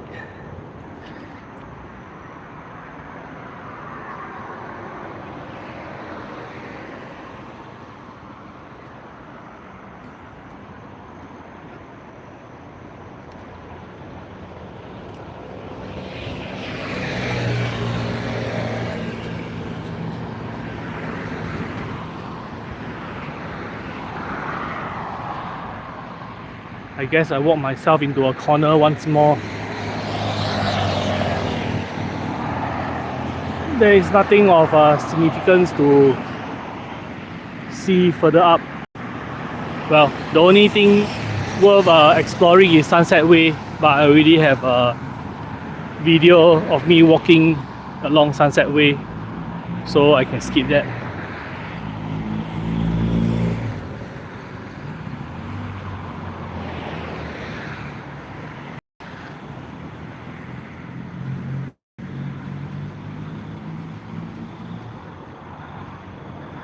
The lights along this path looks different.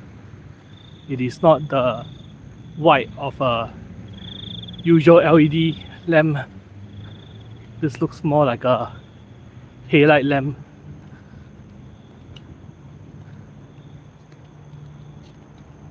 How old are these lampposts? Would they be in need of replacement?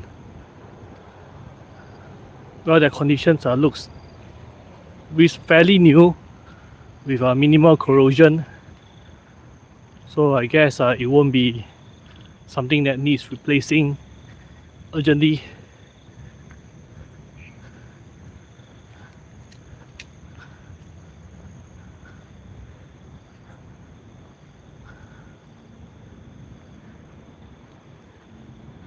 Yeah, but you can clearly contrast the colors.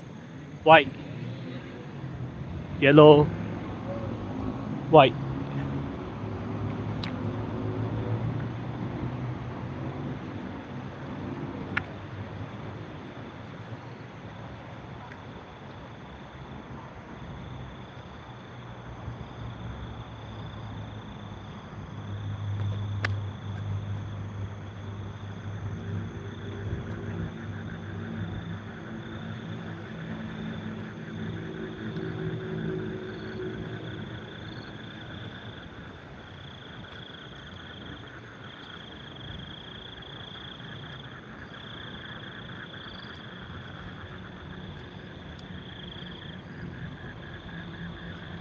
Something's going on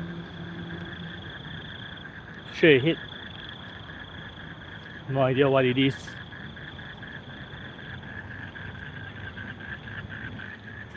Something's brightly illuminated beyond the row of trees. Can't seem to make out what it is.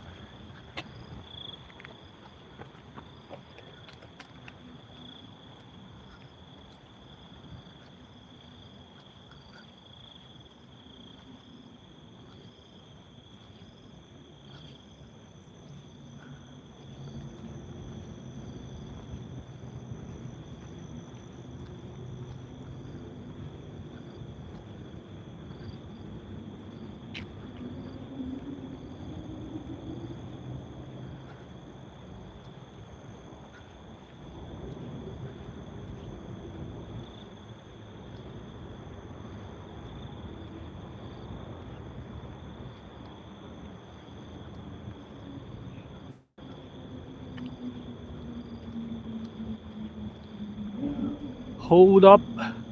Wait a minute. How far does this path go?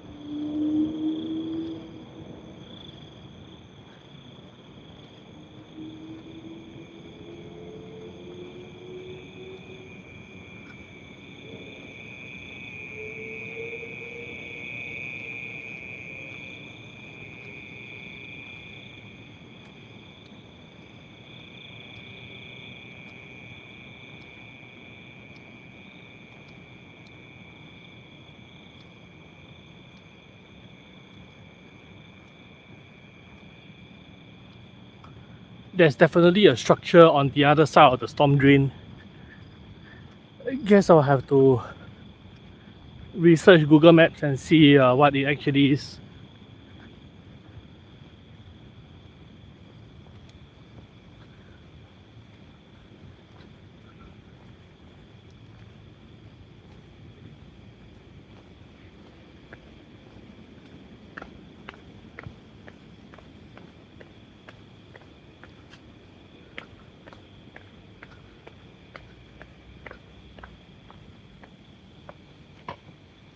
Well, this is a park connector.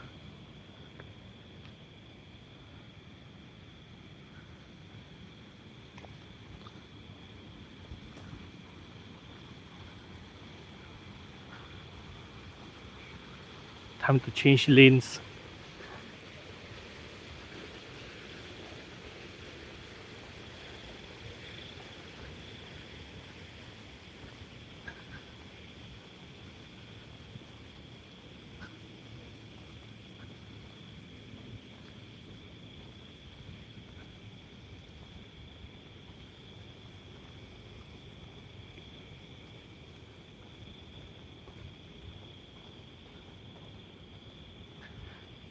Seems to be a bridge across the drains.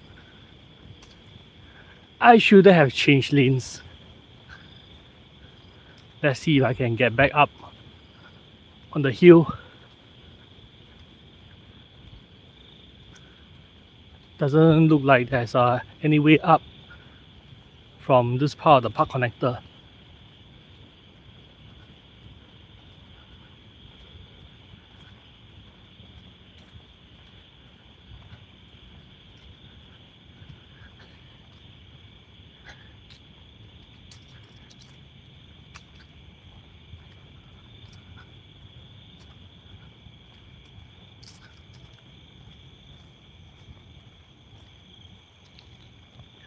Okay, I see some sort of barrier-free access straight ahead.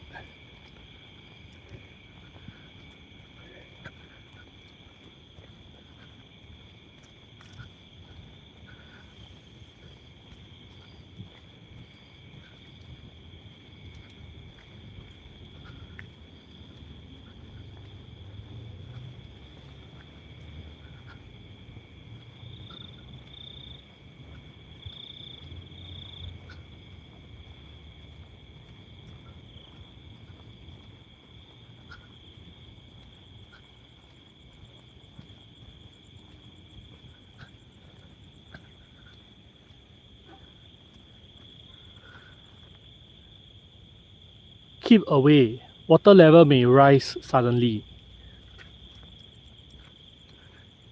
It's a sign.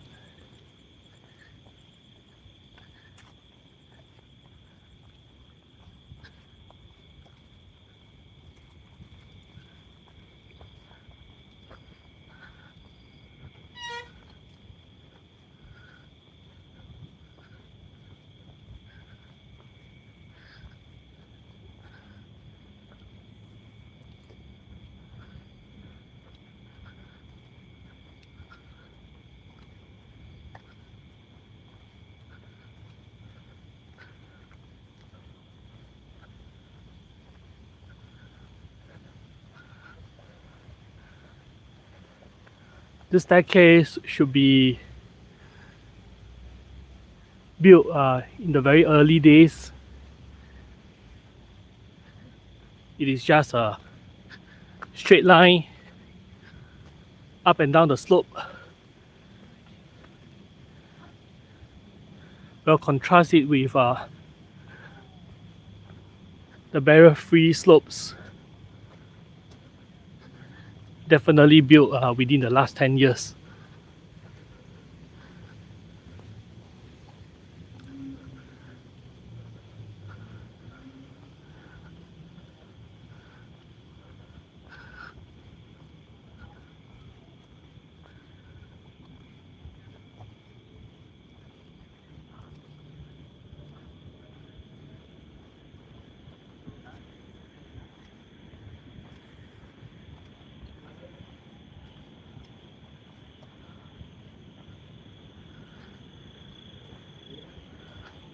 Yes.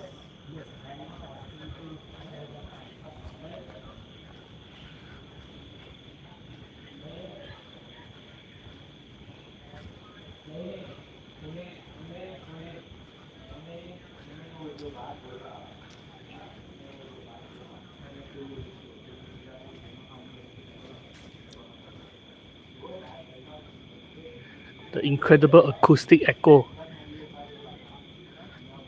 Dude is about 5 meters away and you are quite making it out, whatever you are talking about.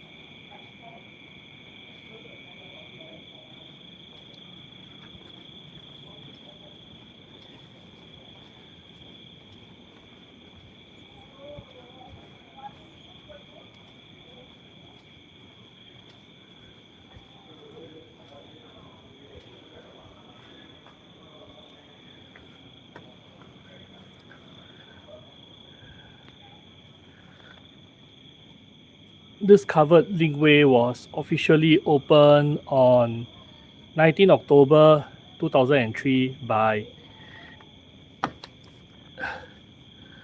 Dr. Vivian Balakrishnan, Minister of State for Ministry of National Development, Ministry of Trade and Industry, Member of Parliament for Holland, Bukit Panjang, GRC, Ulu Pandan, and Mr. Arthur Fong.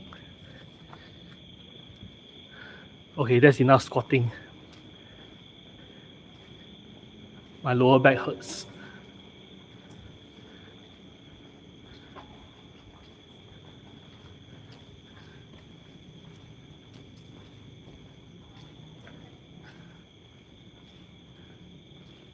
Tree pruning in progress.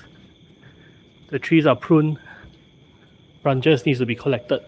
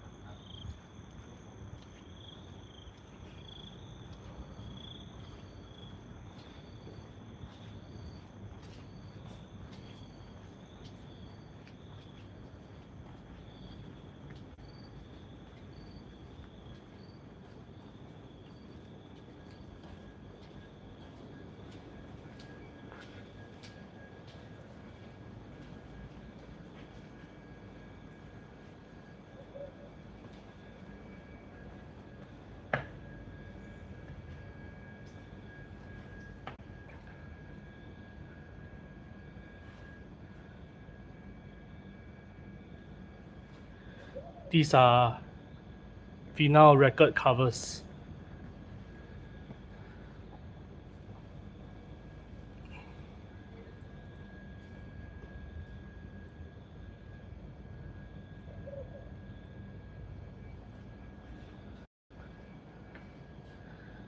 The Marina's Corners since 1984. Steak and seafood restaurant.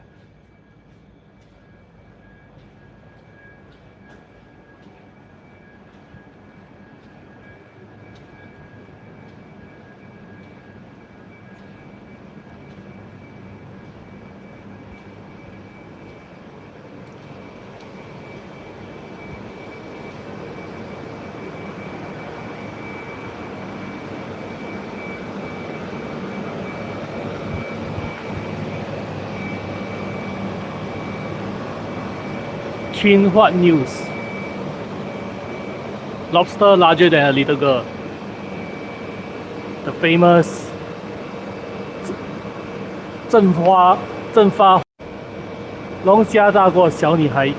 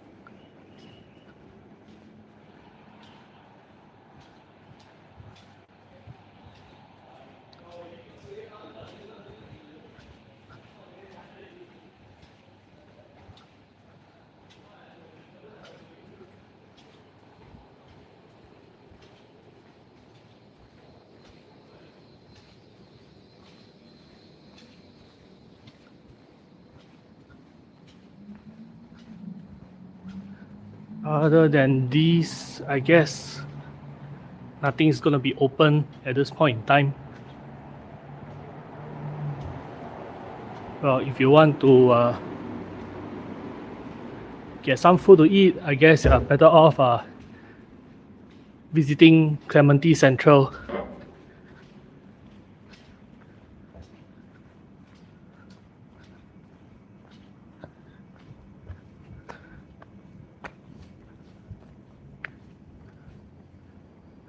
Well, the rest of the neighborhood isn't that well illuminated either. It will be difficult to see anything interesting. Let's just call it a day. I should be ending the stream soon. In any case, thank you for watching. Subscribe. Click the notification button to be informed of future content. And like most other mobile live streams, please wait for this video to be unprivated to resume your viewing experience.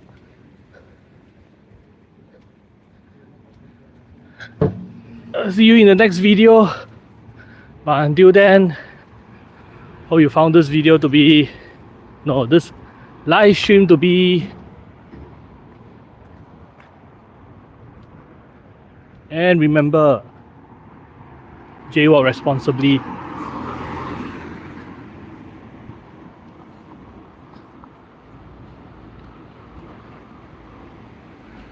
Satisfactory.